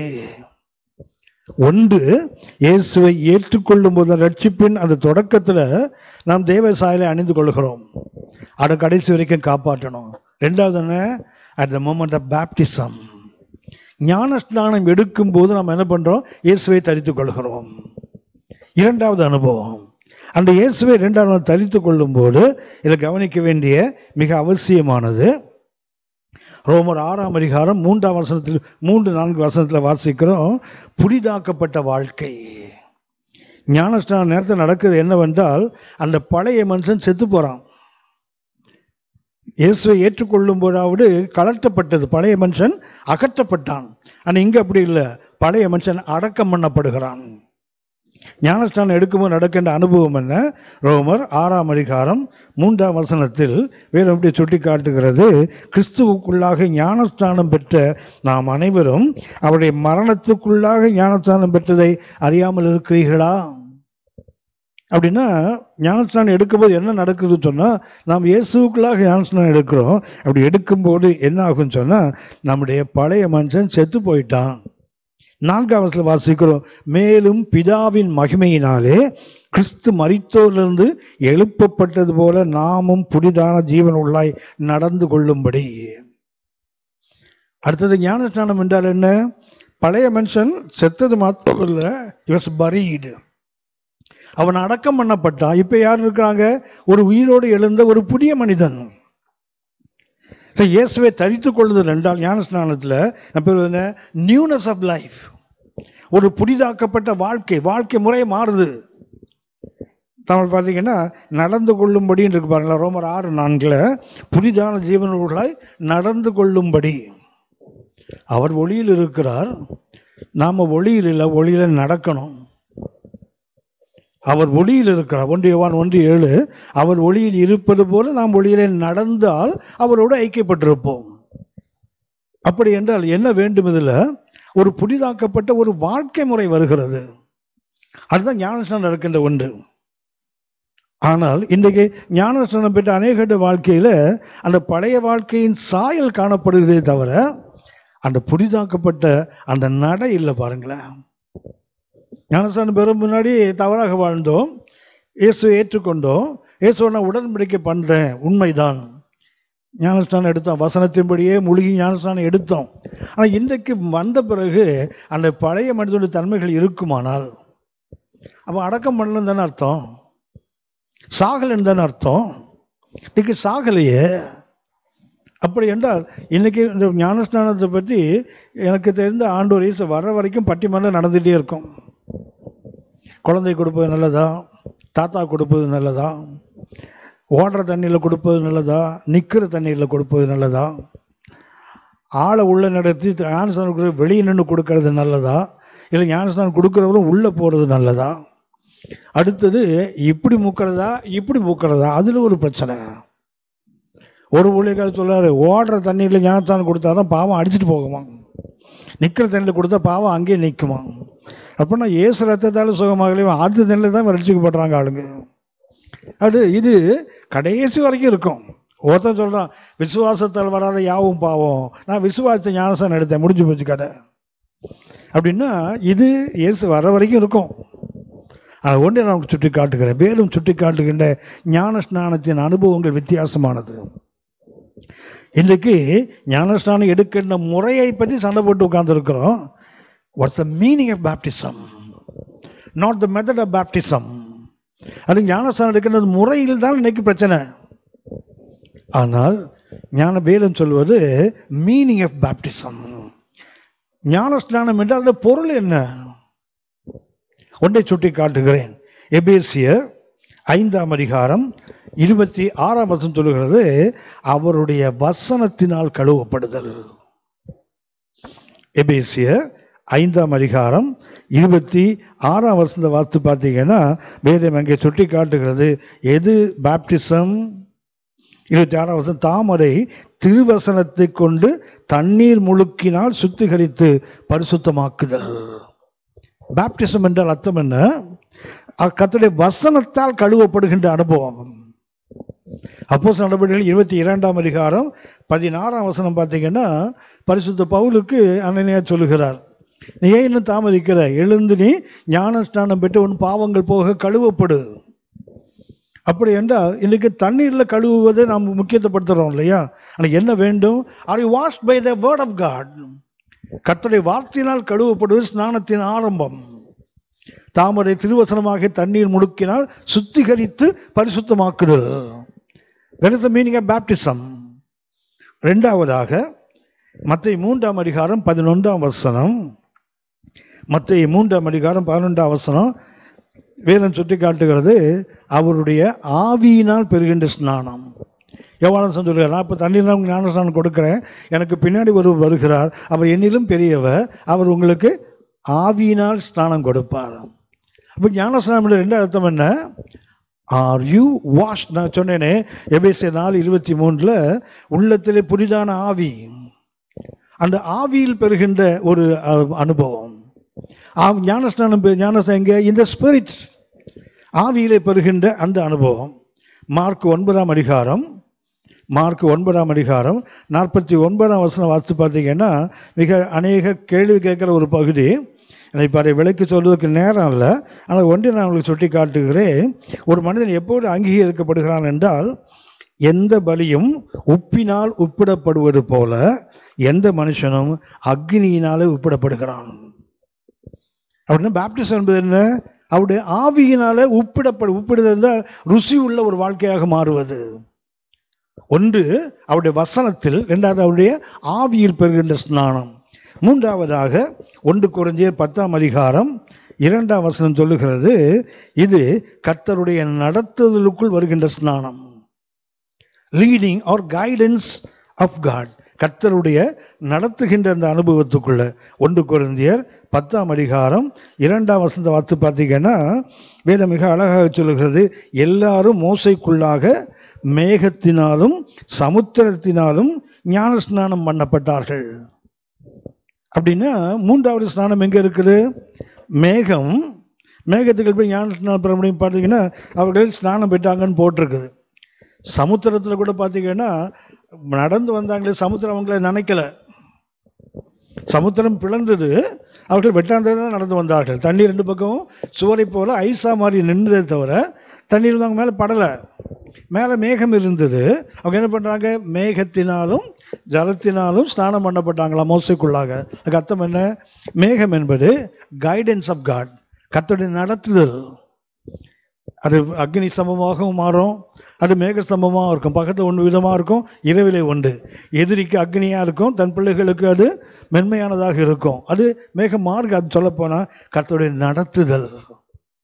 எதில் ஸ்நானம் பெற வேண்டும்? இன்றைக்கு கர்த்தருடைய நடத்துதல்ல, கர்த்தர் நடத்தப்படுகின்ற அனுபவம் வந்தால், கர்த்தருடைய சத்தத்தை கேட்டு, இன்னைக்கு அபிஷேகம் பெற்றால் என்ன பண்ணுறோம்? அந்நிய பாஷையில் பேசுகிறோம், நல்லதுதான், பக்தி விருத்தியை உண்டாக்கும்.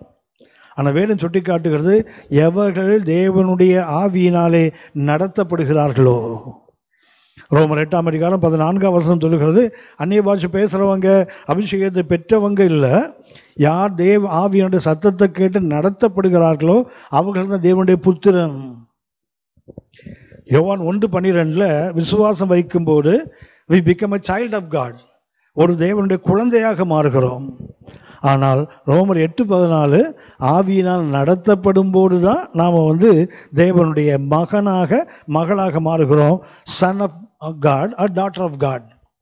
எபிரேயர் 5ஆம் அதிகாரம் 14ஆம் வசனம், எப்பொழுது வேதத்தை பகுத்து பயிற்சியினாலும் முயற்சியினாலும் ஞான இந்திரியங்கள் உள்ள உறுப்புகள் உள்ளான மனுஷன் வளர்கிறானோ அப்போதான் அவன் பூரண புருஷனாகிறான், குழந்தையாய் பிறக்கிறான். விசுவாசத்தால் ஆவியின் நிறைவை பெறும்போது குமாரனாக மாறுகிறான். வசனத்தின்படி தன் வாழ்க்கையை உள்ளான மனுஷனை பலப்படுத்தி அவன் பலமடையும் போது பூர்ண புருஷனாகிறான். அப்படியான ஞானஸ்நானம் என்பது மூன்றாவது அர்த்தம் என்ன? மேகத்தின்களும் தண்ணீருக்குள்ளும் அவங்க பெற்றாங்க. அதுக்கு அர்த்தம் என்னவென்றால் தேவனால் நடத்தப்படுகின்ற அனுபவம். நான்காவதாக ஒன்றை சுட்டி காட்டுகிறேன். ஞானஸ்நானம் என்பது கர்த்தருடைய பாடுகளில் பங்கு பெறுவது. லூக்கா 12ஆம் அதிகாரம் 50ஆம் வசனம் இப்படி சொல்லுகிறது. ஆண்டவராக இயேசு சொல்லுகிறார், ஆகிலும் நான் முழுக வேண்டிய ஒரு ஸ்நானம் உண்டு, அது முடியும் அளவும் எவ்வளவோ நெருக்கப்படுகிறேன். அப்படின்னா ஞானஸ்நானம் என்பதுக்கு அங்கே அர்த்தம் என்ன? ஆண்டவர் இயேசு சிலுவையை சந்திக்க போகிறாரே, அந்த சிலுவையின் அந்த பாடுகளை நிறைவேற்றி மனிதர்களுக்கு மீட்பை உண்டாக்குகிறாரே, அதுக்கு போய் தான் ஞானஸ்நானம். உடைய சொல்ல, நான் முழுக வேண்டிய ஒரு ஸ்நானம் ஒன்று உண்டு, அது நிறைவேறும் அளவு நான் எவ்வளவோ நெருக்கப்படுகிறேன். அர்த்தம் என்ன? கிராஸ் பேரிங், சிலுவை சுமத்தல். ஞானஸ்நானம் என்பது ஒரு தேவ மனுஷன் நடத்துதல், எப்படி போனேன், தண்ணிக்குள்ளே போனோம், மூழ்கினேன், எழுந்தேன், முடிஞ்சு போயிடல, அது தொடங்கி இருக்கு, அவ்வளவுதான். உங்க கவனித்த முதல்ல அவருடைய வார்த்தையில் பெறுகின்ற ஸ்நானம், இரண்டாவது அவருடைய ஆவியினாலே ஏற்றுக்கொள்ளுகிற ஆவியில் பெறுகிற ஸ்நானம், மூன்றாவதாக அவருடைய நடத்துதலுக்குள்ளான ஸ்நானம், நான்காவதாக இயேசுவை போல சிலுவை சுமப்பதற்கு ஆயத்தம். கிறிஸ்தவ வாழ்க்கை என்பது இன்னைக்கு நிறைய பேர் சுகத்தை சுமப்பதுன்னு நினைக்கிறாங்க. ஆனால் இயேசு சொன்னது நுகத்தை சுமப்பது. என்கிட்ட வாங்க, நான் உங்களுக்கு இளைப்பாறுதலை தருவேன். Yes, that's a good news. ஆனால் என்னுடைய நுகத்தை உண்மையில வைப்பேன்னு சொல்லியிருக்காரு. உன்னுடைய சுமை என்கிட்ட கூட, என்னுடைய சுமை உனக்கு கொடுப்பாது, லகுவானது, அது எளிதானது தான், உன் ஆத்மாவுக்கு இளைப்பாறுதல் கொடுப்பது தான். ஆனால் என்ன வேண்டும்? ஒரு கிராஸ் பேரிங் இருக்குல்ல. ஞானஸ்நானம் என்பது தண்ணீரில் மூழ்கினோட முடிஞ்சு போயிடலை. தண்ணீரில் மூழ்கி ஞானஸ்நானம் எடுத்ததுனால இன்னைக்கு எடுக்காதவங்கள நிறைய பேர் நம்ம இன்னைக்கு குறைவாக பார்த்து கொண்டு இருக்கிறோம். சரி, அவர்கள் சரியான ஞானஸ்நானம் வர வேண்டும் என்று விரும்புவது நியாயமானது. ஆனால் நம்மளை மேன்மை பாராட்ட ஒன்றும் இல்லை. ஏன்னா அப்படி வசனத்தால் கழுவப்படுகிற அனுபவம் ஸ்நானம். அடுத்தது அவருடைய ஆவியினால் அங்கீகரிக்கப்படுவது ஒரு ஸ்நானம். மூன்றாவதாக அவருடைய நடத்துதலுக்குள் இருப்பது ஒரு ஸ்நானம். நான்காவது அவருடைய நுகத்தை சுமப்பது ஒரு ஸ்நானம். ஐந்தாவது சுட்டி காட்டுகிறேன். கலாத்தியர் 3ஆம் அதிகாரம் 27ஆம் வசனம், அவருடைய அச்சு அடையாளங்களை தரித்திருப்பது. கலாத்தியர் 3:27 நம்ம கவனித்துக் கொண்டிருக்கிறோம். கிறிஸ்துக்குள்ளாக ஞானஸ்நானம் பெற்ற அனைவரும் கிறிஸ்துவை தரித்து கொண்டோம். கலாத்தியர் 6ஆம் அதிகாரம் 17ஆம் வசனத்தில் வாசிக்கிறோம். கலாத்தியர் 6:17 வேதம் தெளிவாக சுட்டி காட்டுகிறது, மிக அவசியமானதும் கூட.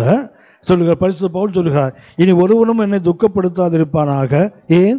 கிறிஸ்துவனுடைய அச்சு அடையாளங்களை என் சரீரத்தில் தரித்திருக்கிறேன். அப்படி என்ன? கலாத்தியர் 3 பொருள் என்ன? அவருடைய அச்சடையாளம். இந்த அச்சு அடையாளம் என்பதற்கு பயன்படுத்துகிற கிரேக்க வார்த்தை ஸ்டிக்மா. ஸ்டிக்மா என்றால் ஒரு விலங்குக்கு, ஒரு மாடு, ஒரு ஆடு என்றால் அது யாருக்கு சொந்தம் என்பதற்கு அது ஒரு சூடு வச்சு என்ன பண்ணுவாங்க, ஒரு அடையாளம் போடுவாங்க. இவருக்கு அடிமைகளுக்கு அந்த நாட்களில் எந்த எஜமானை சார்ந்தவன் என்பதை சுட்டி காட்டுவதற்காக அவன் உடம்புல என்ன பண்ணுவாங்கன்னா ஒரு சின்ன ஒரு முத்திரையை பறித்து வைப்பாங்க, சூடாக்கி போட, சூடு வச்சு சரி பண்ணுறது. பவுல் சொல்லுகிறார், எங்கிட்ட என்ன இருக்குது? அந்த ஸ்டிக்மா இருக்குது. என்ன ஸ்டிக்மா? எந்த அச்சடையாளம்? நான் இயேசுவுக்குரியவன் என்பதனுடைய அந்த அடையாளம் என் உடம்புல இருக்கின்றார். பரிசுத்த பவுல் கொலோசியர் 1ஆம் அதிகாரத்தில் 24ஆம் வசனத்தில் பவுல் சொல்லுகிறார், கிறிஸ்து சபைக்காகப்பட்ட பாடுகளில் குறைவானதை என் மாம்சத்தில் நிறைவேற்றன்னு சொல்றார். பாருங்களேன், ஸ்நானம் என்றால் அதுக்கு அர்த்தம் என்ன? ஐந்தாவதாக இயேசுவினுடைய அச்சு அடையாளங்களை சரீரத்தில் தரித்திருப்பது. ஆறாவதாக கொலோசியர் 2ஆம் அதிகாரம் 12ஆம் வசனத்தில் வாசிக்கிறோம், விசுவாசத்தை குறிப்பது. கொலோசியர் 2ஆம் அதிகாரம் 12ஆம் வசனத்தை வாசித்து பார்த்தால், நான் எப்படி ஞானஸ்நானம் பெற்றோமா, விசுவாசத்தினால் நீங்கள் நானும் ஞானஸ்நானம் பெற்றிருக்கிறோம். 12ஆம் வசனம் போட்டிருக்கு, ஞானஸ்நானத்திலே, கொலோசியர் 2:12, ஞானஸ்நானத்திலே அவரோடு கூட அடக்கம் பண்ணப்பட்டவர்களாகவும் அவரை மரித்தோரிலிருந்து எழுப்பின தேவனுடைய செயலின் மேலுள்ள விசுவாசத்தினாலே அவரோட கூட எழுந்தவர்களாகவும் இருக்கிறோம். அப்படின்னா பேப்டிசம் என்பது என்ன? அவருடைய விசுவாசத்துக்குள்ளாக இருக்கிற அந்த அனுபவம். இன்னைக்கு விசுவாசத்தை பற்றி நமக்கு மணிக்கணக்கில் பேச முடியும், செமினார்லாம் நடத்த முடியும், நடைமுறைப்படுத்துவது ரொம்ப கடினமானது. விசுவாசத்தை பற்றி பேசுகிற நிறைய பேர் வாழ்க்கையை பார்த்தீங்கன்னா அதெல்லாம் ஊருக்கு உபதேசம் தான், வீட்டுக்குள்ளே வந்ததான் தெரியும் அவங்க எந்த அளவுக்கு விசுவாசம் நினச்சி நிற்கிறாங்கன்னு. அப்படி என்றால் ஞானஸ்நானத்தின் 6வது தன்மை என்ன? அவருடைய விசுவாசம், இன் ஹிஸ் ஃபெய்த், அவருடைய விசுவாசத்துக்குள்ளாக இருக்கின்ற அந்த அனுபவம் தான் ஞானஸ்நானம். 7ஆவதாக 1 கொரிந்தியர் 12ஆம் அதிகாரம் 13ஆம் வசனம். 1 கொரிந்தியர் 12ஆம் அதிகாரம் 13ஆம் வசனம் சொல்லுகிறது, நாம் யூதராயினும் கிரேக்கராயினும் அடிமைகளாயினும் சுயாதீனராயினும் எல்லாரும் ஒரே ஆவியினாலே ஒரே சரீரத்துக்குள்ளாக ஞானஸ்நானம் பண்ணப்பட்டு. அப்படி ஞானஸ்நானம் என்றால் என்ன? அவருடைய சரீரமாகிய சபைக்குள்ள பாகுபாடு இல்லாமல் வாழ்வது. இம்பார்ஷியல். பாப்டிசம் என்றால் என்ன? உண்மையாக ஞானஸ்நானம் எடுத்திருந்தால் இவன் யூதன் இவன் கிரேக்கன் என்று பிரிக்க முடியாது. இன்றைக்கும் ஆவிக்குரிய உலகத்துல ஞானஸ்நானம் பெற்றவன் ஞானஸ்நானம் கொடுக்கிறவன், ஆனா இன்னும் இனப்பாகுபாடு போகல. பாருங்களேன், இன்னும் அந்த பாகுபாடு போக மாட்டேங்குது. ஞானஸ்நானம் 7வது தன்மை என்ன? நீ யூதனோ கிரேக்கனோ யாரா இருந்தா என்ன, நீ ஒரே சரீரத்துக்குள்ள கர்த்தருடைய சரீரமாகிய சபைக்குள்ள ஞானஸ்நானம் பெற்றிருக்கீங்கள. அவங்க என்ன இருக்கக்கூடாது? No disparity. பாகுபாடு இருக்கக்கூடாதுல. இருக்குது இன்னைக்கு. என் நண்பர் ஒரு கம்யூனிஸ்ட், அவர் அடிக்கடி கேட்பாரு என்கிட்ட, எங்க மார்க்கத்தில் நிறைய ஜாதி இருக்குது, பிரச்சனை சொல்ல, கிறிஸ்தவத்தில் ஜாதி இல்லையா? கிறிஸ்தவ ஜாதி இல்லையா? சும்மா என்னடா பண்ணுங்க, ஒன்றும் இல்லை, எல்லாம் கிறிஸ்தவ ஒன்றும் இல்லை, அங்கே ஜாதி இல்லையா? நான் சொன்னேன், இருக்குது. அப்புறம் என்னடா மற்ற பெரிய விசேஷம்? மற்ற மார்க்கங்கள் போது தான் உங்களுக்கு இருக்கு, என்ன வித்தியாசம்? நான் சொன்னேன், உன்னுடைய மார்க்கத்தில் ஒருத்தன் உங்களுக்கு சாமிக்கு ஊழியம் பண்ணணும்னா அவன் ஒரு இனத்தில் பிறந்தா மாத்திரம்தான். ஆனால் எங்கள் பிள்ளை எந்த இனத்தில் பிறந்தாலும் கர்த்தருக்கு ஊழியம் பண்ணலாம். இங்கே எந்த கிடையாது, இனப்பாகுபாடு கிடையாது. எதில் தெரியுங்களா? கர்த்தருக்கு ஊழியம் செய்யணும். எந்த இனமாக இருக்கணும், நீ எந்த நிலையில் இருந்தாலும் சொல்லதான். இயேசுவை ஏற்றுக்கொண்டால் you must minister God. You are fit to minister God. கர்த்தருக்கு ஊழியம் செய்ய எடுத்து வரவங்கள, அதாண்ட உனக்கு எனக்குள்ள வித்தியாசம். அதுதான் நல்லா கவனித்துக் கொள்ளுங்கள். அப்படின்னா உலகத்து மனுஷனே பார்க்குறான், இவனுக்குள்ள வித்தியாசம் இருக்குன்னு சொல்கிறான்ல. ஆனால் நமக்கு தெரியணும், நான் ஞானஸ்நானம் பெற்றுவேன், எனக்குள்ள அந்த வித்தியாசம் இருக்கக்கூடாதுன்னு தெரியணும்ல. ஞானஸ்நானத்தினுடைய 7 தன்மைகளை சுட்டிக்காடு. 1, எபேசியர் 4:22 முதல் 24 வரை கவனித்தோம். இயேசுவை ஏற்றுக்கொள்ளும் போது தேவ சாயலை தரித்துக் கொள்ளுகிறோம். அது ஒரு அனுபவம், அதை காத்துக்கொள்ளணும் கடைசி வரைக்கும். 2வதாக ஸ்நானம் பெறும்போது ஒரு தண்ணீரில் மூழ்கணும், இல்லை தண்ணியை தெளிச்சாங்க, அது அல்ல. அதுக்கு அர்த்தமே வேற சொன்னேன். அது மெத்தட் ஆஃப் பேப்டிசம்.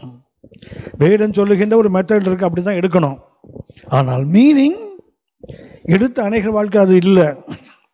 திரும்ப சுட்டி காட்டுகிறேன், அவருடைய வசனத்தினால் கழுவப்படுகின்ற ஒரு அனுபவம் ஞானஸ்நானம். 2வது, அவர் ஆவியினால் அங்கீகரிக்கப்படுகின்ற ஒரு ஸ்நானம். 3வதாக அவருடைய நடத்துதலுக்குள்ளாக வாழ்கின்ற ஒரு ஸ்நானம். 4வதாக அவரை போல நுகத்தை சுமக்குவதற்கு அர்ப்பணித்த ஒரு ஞான ஸ்நானம். 5வதாக அவரது அச்சு அடையாளங்களை சரீரத்தை தரித்திருக்கிற இயேசு சபைக்காகப்பட்ட பாடுகள்ல இன்னும் குறைகள் இருக்கு. அப்படின்னா இயேசு அறகுறையா செய்தாரான்னு கேட்காதீங்க. இயேசு செய்து முடித்தார். ஆனா அதுக்கு அப்புறமும் இன்னும் சபைக்கு தேவை இருக்கு. இன்றைக்கு வரைக்கும் இரத்த சாட்சிகள் சாகிறாங்களே. இயேசுவின் சிலுவையோடு முடிஞ்சு போயிடல சபையின் பாடுகள். அது தொடர்ந்து வந்து கொண்டே தான் இருக்கிறது. எல்லா காலகட்டங்களிலும் பரிசுத்தவான்கள் இரத்த சாட்சிகளாக செத்து கொண்டே தான் இருக்கிறாங்க. இரத்த சாட்சிகளாக வாழ்ந்து கொண்டு தான் இருக்கிறார்கள். அதான் ஸ்டிக்மா. அடுத்த ஒன்றை சுட்டி காட்டுகிறேன், மிக அவசியமானது விசுவாசத்திலே ஸ்நானம் பெறுகின்ற அனுபவம். கடைசியாக சொன்னேன், அவருடைய சரீரமாகிய சபையில பாகுபாடு இல்லாமல் வாழுகிறோமே, அது ஒரு ஸ்நானம். இதை எது வரைக்கும் காத்துக்கொள்ளணும்? அவர் வருகை வரைக்கும் காத்துக்கொள்ளணும். அதைத்தான் வெளிப்பாடு 16 சொல்லுகிறது. உன் வஸ்திரம் எது? நான் ரட்சிக்கப்பட்ட போது இருந்த அந்த அனுபவம். 2வது, நான் கர்த்தருக்குள்ளாக அந்த மூழ்கி ஸ்நானம் பெற்ற போது இந்த 7 விதமான அனுபவம் எனக்குள்ள வந்திருக்கணும். ஒரு புதிதான ஜீவனுள்ள நடப்பதற்கு தான் எனக்கு ஞான ஸ்நானம். 3வதாக ஒன்றை சுட்டி காட்டுகிறேன், இயேசுக்குள்ளாக இயேசுவை தரித்துக் கொள்ளுதல் என்றால் 3வதாக அவர் வருகைக்கு ஆயத்தமாக இருப்பதும் அவரை அணிந்து கொள்வதுதான். அவரை ஏற்றுக்கொள்வது, வஸ்திரத்தை அணிந்து கொள்வது. அடுத்தது அவரோடு ஞானஸ்நான உடன்படிக்கையில் இணைவது, இயேசுவை தரித்துக் கொள்வது. 3வதாக அவர் வருகைக்கு திரும்ப சொல்ல காத்திருத்தல் அல்ல, விழித்திருத்தல். அப்படின்னா இயேசுல முதல்ல வந்தபோது எல்லாருக்காகவும் வந்தார். எபிரேயர் 9:26 எல்லா மனிதனுக்காகவும் அவர் முதல்ல வந்தார். எபிரேயர் 9:24 சொல்லுகிறது, நமக்காக வேண்டுதல் செய்ய இப்போ பிதாவின் சமூகத்துக்கு போயிருக்கிறார். வந்தது எல்லாருக்காகவும் ஏற்றுக்கொண்டவர்களுக்காகத்தான் இப்போ இயேசு மேலே போயிருக்கிறாரு. வரப்போகிறார் யாருக்குன்னா ஏற்றுக்கொண்டவங்களுக்கெல்லாம் இல்லை, அவருடைய வருகைக்கு விழித்திருக்கவங்களுக்கு மாத்திரம்தான். நல்ல கவனிங்க, நாட் ஃபார் த சர்ச். சபைக்காக இயேசு எல்லாம் வரப்போறதில்ல. யார் யார் ஆயத்தத்தோடு விழித்திருக்கிறாங்களோ அவங்களுக்கு ரட்சிப்பை அருளும்படி 2ஆம் தரம் பாவம் இல்லாமல் தரிசனமாவார். எபிரேயர் 9:27. அப்படியானால் இயேசு வந்தது எல்லாருக்காக, இப்போது போயிருப்பது சபைக்காக, திரும்பி வரப்போது சபைக்காக அல்ல, ஆயத்தத்தோடு விழித்திருக்கிறவங்களுக்கு மாத்திரம்தான். அப்படின்னா 3வது இயேசு வஸ்திரமாக தெரிந்து கொள்ள அனுபவம் என்னவென்றால், வருகைக்கு ஆயத்தத்தோடு விழித்திருக்கின்ற அனுபவம். ரோமர் 13ஆம் அதிகாரம் 14ஆம் வசனம் சொல்லுகிறது, துருச்சைகளுக்கு இடமாக உடலை பேணாமல் இருந்து கர்த்தராகிய இயேசு கிறிஸ்துவை தரித்து கொள்ளுங்கள். இயேசு ஆடை போல அணிந்து கொள்ளுங்கள். எதற்கு? வருகையின் ஆயத்தத்துக்கு, வருகையின் அந்த விழித்திருப்புக்கு கர்த்தர் சொல்லுகிறார் இயேசுவை வஸ்திரமாக அணிந்து கொள்வது. ஏன்னா ரோமர் 13ஆம் அதிகாரம் 11 வாசிக்கிறோம், நித்திரையை விட்டு எழுந்திருக்கத்தக்க வேலையாயிற்றென்று. தூங்கின நாட்கள் போடும், வருவார் சொல்லி பாடி தூக்கத்தில் இருந்தோம், அதெல்லாம் கொஞ்சம் போதும். நித்திரை விட்டு எழுந்திருக்கத்தக்க வேலை ஆயிற்று. அடுத்தது, நாம் காலத்தை அறிந்தவர்களாய் இப்படி நடக்க வேண்டும். எப்படி நடக்க வேண்டும்? நாம் விசுவாசிகள் ஆனபோது ரட்சிப்பு நமக்கு சமீபமாய் இருந்ததை பார்க்கிலும் இப்பொழுது அது நமக்கு அதிக சமீபமாய் இருக்கிறது. இது ஒரு கேள்விக்குறி. இருக்கிறதான்னு பார்த்துக்கணும். ரட்சிக்கப்பட்ட போது ரட்சிப்புக்கு எனக்கு ஒரு தூரம் இருந்தது. இன்னைக்கு காலம் போயிட்டு இல்லை, கிட்ட வந்திருக்கணும்ல. அதான் வேதம் சொல்லுகிறது. ஏன்னா இன்னைக்கு யோசித்து பார்க்கணும், ரட்சிப்பில் வளர்ந்துருக்கிறேனா? ரட்சிப்பில் ஒன்றில் வளர வேண்டும், இல்லைன்னா பின்னாடி போகணும். 2ல் 1 தான். ரட்சிப்பில் மாத்திரம் அப்படியே இருக்க முடியாது. ஆவிக்கிற வாழ்க்கையில் மாத்திரம் எப்போவுமே அப்படியே இல்லை. ஒன்றில் மேலே போகணும், இல்லை கீழே வரணும். 2ல் 1 தான் சொல்லுகிறது. இப்போ நமக்கு சமீபமாக இருக்கிறது. இரவு சென்று போயிற்று, பகல் சமீபமாயிற்று. ஆகையால் அந்தகாரத்தின் கிரியைகளை நாம் தள்ளிவிட்டு ஒளியின் ஆயுதங்களை தரித்து கொள்ள வேண்டும். களியாட்டு, வெறி, வேசித்தனம், காம விவகாரம், வாக்குவாதமும் பொறாமையும் உள்ளவர்களாய் நடவாமல் பகலிலே நடக்கிறவர்கள் போல சீராய் நடக்க கடவோம். துருச்சைகளுக்கு இடமாக உடலை பேணாமல் இருந்து கர்த்தராகிய இயேசு கிறிஸ்துவை தரித்து கொள்ள வேண்டும். தரித்து கொள்ளுங்கள் அப்படின்னா, இயேசுவை 3வது எப்போ தரித்து கொள்றோம் தெரியுங்களா? முதல்ல ஏற்றுக்கொண்ட போது இயேசுவின் சாயலை போட்டுக்கிட்டோம். ஞானசனம் பெற்ற போது இயேசுவை நாம் ஞானசனம் பெற்றவர்கள் அவருக்கு தரித்து கொண்டோம். 3வது என்ன? வருகையின் ஆயத்தம். இந்த வருகையின் ஆயத்தத்துக்கு நமக்கு தெரிய வேண்டிய ஒன்று மிக அவசியமானது. ஒருவன் கர்த்தருடைய வருகைக்கு காத்திருக்கிறாங்க அப்படின்னா எப்படிப்பட்டவங்களா இருப்பாங்க? இயேசுவை தரித்து கொண்டவங்களாக இருப்பாங்க. ஒருவரை தரித்து கொள்ளுதல், அதாவது க்ளோதிங் ஒன், அவரை அதாவது நான் இன்னொருவரை தரித்து கொண்டிருக்கிறேன் என்றால் கிரேக்க மொழியில் அர்த்தம் என்னன்னு சொன்னால், நாம் யாரை ஒருவர் நாம் தரித்து கொண்டிருக்கிறோமோ அவருடைய சிந்தனை, அவரை போல சிந்திக்க கற்றுக்கொள்வது. அடுத்தது, அவரை போல காரியங்களை பார்க்கின்ற தன்மை. அடுத்தது, அவரை பின்பற்றுவது. தரித்து கொள்ளுதல், ஒருவரை நான் அவரை தரித்து கொண்டிருக்கிறேன் அதுக்கு அர்த்தம் என்ன? அவரை போல அந்த சிந்திக்கின்ற தன்மை. அடுத்தது, அவரை போல பார்க்கின்ற தன்மை. 3வது, அவரை பின்பற்றி, இதுக்கு பேர் தான் தரித்து தட்ட போடுறதுன்னு அர்த்தம். அப்படின்னா வருகைக்கு காத்திருக்கிறவர்கள் கிறிஸ்துவை தரித்து கொள்ளுங்கள் போட்டிருக்கலாம். அப்படின்னா இயேசுவின் சிந்தையை போல, இயேசுவின் பார்வையை போல, இயேசுவை பின்பற்றுகிற அந்த அனுபவம். கிரேக்க மொழியில் புட்டிகான், ஒருவரை அவரை மாதிரி நான் அப்படின்னா அதுக்கு அர்த்தம் என்னவென்றால் அவரை போல சிந்திப்பது, அவரை போல காரியங்களை பார்ப்பது, அவரை பின்பற்றி போவது. அதுக்கு பேர் தான் தரித்து கொள்ளுதல். இப்போ நீங்களே நானும் அவரை என்ன செய்யணும்? தரித்து கொள்ள வேண்டும். பரிசுத்த பவுல் சொல்லுகிறார், ஒருவன் கிறிஸ்துவை பின்பற்ற வேண்டுமானால் என்ன பின்பற்றி வாங்கன்றாங்களே. திருப்பி சொல்லுகிறார், நான் கிறிஸ்துவை பின்பற்றுவது போல. அந்த பவுல் என்ன பண்றாரு? தரித்து கொள்ளுகிறார் கிறிஸ்துவை. ஆனால் போலியா தரித்து கொள்கிற ஆளும் இருக்காங்க. சட்டை என்னவோ ஏசுனாத சட்டை தான், பேர் என்னவோ கிறிஸ்தவர்கள் தான், ஆனால் வாழ்க்கை அதுக்கு சம்பந்தம் இல்லையே. ஆகாய் 1 அதிகாரம் மிக தெளிவாக ஒரு கருத்தை நமக்கு சுட்டி காட்டுது. இன்னைக்கு எப்படி இருக்கிறாங்க ஜனங்கள் என்பதற்கு ஆகாய் நிருபத்திலேயே, ஆகாயுடைய புஸ்தகத்திலேயே ஆவியானவர் எழுதி வைத்திருக்கிறார். 1 அதிகாரம் 6ஆம் வசனம் பார்த்தீங்கன்னா, நீங்கள் திரளாய் விதைத்தும் கொஞ்சமாய் அறுத்து கொண்டு வருகிறீர்கள், நீங்கள் புசித்தும் திருப்தியாகவில்லை, குடித்தும் பரிபூர்ணம் அடையவில்லை, நீங்கள் வஸ்திரம் உடுத்தியும் ஒருவனுக்கும் குளிர் விடலை. சட்டை தான் போட்டிருக்கேன், உனக்கு ஏன்பா குளிருது? ஒழுங்கா சட்டை போட்டால் தானே குளிராமல் இருக்கும். அறகுறையா சட்டையை போட்டால் ஒருவனை தரித்து கொள்ளுதல் என்றால் எங்கேயுமே தெரியாமல் முழுவதும் அவர் தெரிவதுன்னு அர்த்தம். இது பழைய ஏற்பாட்டின் அனுபவம். அன்றைக்கு இருந்த மக்கள் அப்படி தான் இருந்திருக்கிறாங்க. ஆனால் இன்றைக்கும் அதே நிலைமையா? நீ சட்டை போட்டிருக்கிய, குளிருதே, ஏன் சட்டை போட்டிருக்க? சட்டை குளிர் தாங்குற அளவுக்கு போதுமானதாக இல்லை. வழக்கமாக சொல்லுவாங்க, குளிரானங்களுக்கு போனீங்கன்னா காது, உள்ளங்கை, உள்ளங்கால் 3ஐயும் க்ளோஸ் பண்ணிங்கன்னா குளிர் அவ்வளோ தெரியாது. காடை க்ளோஸ் பண்ணணும், கைகளை க்ளவுஸ் ஏதாவது போட்டு, உள்ளம் க்ளவுஸ் ஏதாவது போட்டு க்ளோஸ் பண்ணணும், கால்களில் நல்ல சாக்ஸ் போட்டு ஷூ போட்டிங்கன்னா குளிர் கொஞ்சம் தெரியாது, குறையும். சரியா? நான் நினைப்பேன் வாயை மூடிட்டா நல்லா இருக்குன்னு நினைப்பேன். இந்த காது கை காலை மூட்டுறத விட வாயை இறுக்கி கட்டிட்டாலே ஒழுங்காக குளிர் தானாக போயிடும் போல இருக்குது. கவனித்துக் கொள்ளுங்கள். வஸ்திரம் உடுத்தியும் ஒருத்தருக்கும் குளிர் விடலைன்னு சொல்றாரு ஆவியானவர். இது போலியாக கிறிஸ்துவை தரித்துக் கொள்கிற அனுபவம். நானும் சட்டை போட்டிருக்கேன், நானும் கிறிஸ்தவன் தான். அதை எடுத்து பார்ப்பேன். அதாவது இயேசு பற்றி சொன்னால் கேட்க வரமாட்டாங்க நிறைய பேர். அதுவும் பைபிள் ஸ்டடி தான் வரவே மாட்டாள். சரியா? இயேசு பற்றி சொல்கிறாங்கன்னு சொன்னால் இயேசு இப்படி பார்வை இதை கொடுப்பார், அதை கொடுப்பாருனால கொஞ்சம் வேடிக்கை பார்க்கறதுக்காக வருவாங்க. ஆனால் இயேசுவை போல மாறுன்னு பிரசங்கம் பண்ணிங்கன்னா ஒருத்தரும் வரமாட்டாங்க. சரியா? இது ஒரு பிரச்சனை. வசனத்தை சொன்னால் கேட்க மாட்டாங்க. ஆனால் ஒரு கிறிஸ்தவனுக்கு ஒரு பிரச்சனைன்னு வச்சுக்கிங்களேன், இங்கே பார்த்தீங்கன்னா தெரியும், இந்த ஆவிக்குரிய கிறிஸ்தவன் ஒருத்தனும் கூட வரமாட்டான். சோத்திரம் பிரதர், நான் ஜெபம்ன்ற பிரதர்னு ஒதுங்கிப்பான். ஆனால் சும்மா இந்த அந்தோனி ஆரோக்கியன்னு பேர் வச்சுருக்கான் தெரியுங்களா, அவன் வந்து நிற்பான். எப்படிடா எங்கால அடித்த, எப்படிடா எங்கால, ஏன்னா அவன் இயேசு ஏற்றுக்கொள்கிறானோ இல்லையோ, ஒரு கிறிஸ்தவனுக்கு பாடுபடினா ஒன்று ஓடி வந்து நிற்கிறான் ஆள். அவன் இயேசுவை போட்டவன், சட்டை போட்டவன் இல்லை, சட்டை இல்லாத ஆள். ஆனால் அவனுக்கு ஒரு வைராக்கியம் இருக்குது பாருங்களேன். இன்றைக்கு ஆவிக்குரிய நிறைய பேருக்கு அந்த வைராக்கிய கிறிஸ்தவன்கிறதுல ஒரு பெருமை இருக்குது, கிறிஸ்தவன் பேர் ஒரு வைராக்கியம் இருக்குது.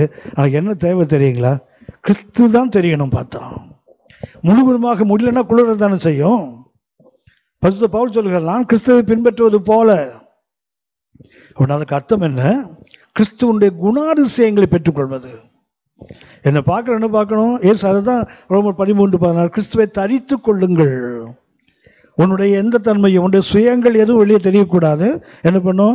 அவர் தான் மூடி இருக்கணும், எங்கே பார்த்தாலும் இயேசுவாக இருக்கணும். இதைத்தான் வேறும் சுட்டி காட்டுகிறது. அப்படின்னா இயேசுடைய குணாதிசயங்களை தரித்திருப்பது. ஒன்று, ஏற்றுக்கொள்ளும் போது நீங்கள் நானும் ஒரு புதிய சாயலை தரிக்கும். ஞானஸ்நானம் பெறும்போது நாம் ஒரு புதிய வாழ்க்கை முறைக்குள் வருகிறோம். மூன்றாவது, வருகைக்கு நாம் விழித்திருக்கும் போது இயேசுடைய தன்மைகள் உள்ளவனாக மாற வேண்டும். அதான் இயேசுவை சட்டையை போடுறது.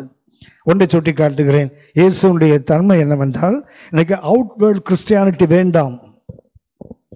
அதாவது பேர் கிறிஸ்தவர்கள் அல்லது வெளித்தோட்டத்துக்கு கிறிஸ்தவன், ஆலயத்துக்கு போகிறேன், சபைக்கு போகிறேன், அங்கே மெம்பர்ஷிப் இருக்குது, நான் காணி கொடுக்குறேன், எல்லாம் சரிதான். என்ன வேண்டும்? கிறிஸ்துவனுடைய குணாதிசயங்கள்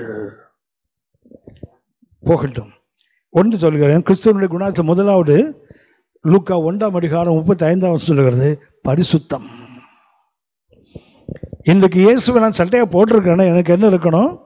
இயேசுவின் பரிசுத்தம். லூக்கா 1 அதிகாரம் 35 மரியன்னைக்கு தேவதூதன் சொல்லுகிறான், உன்னில் உருவாவது கர்த்தருடைய பரிசுத்தம்.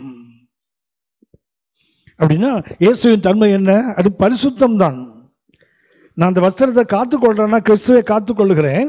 என்ன இருக்கணும் எனக்குள்ள? அந்த பரிசுத்தத்தை காத்துக்கொள்ளுகிற தன்மை இருக்கணும்ல.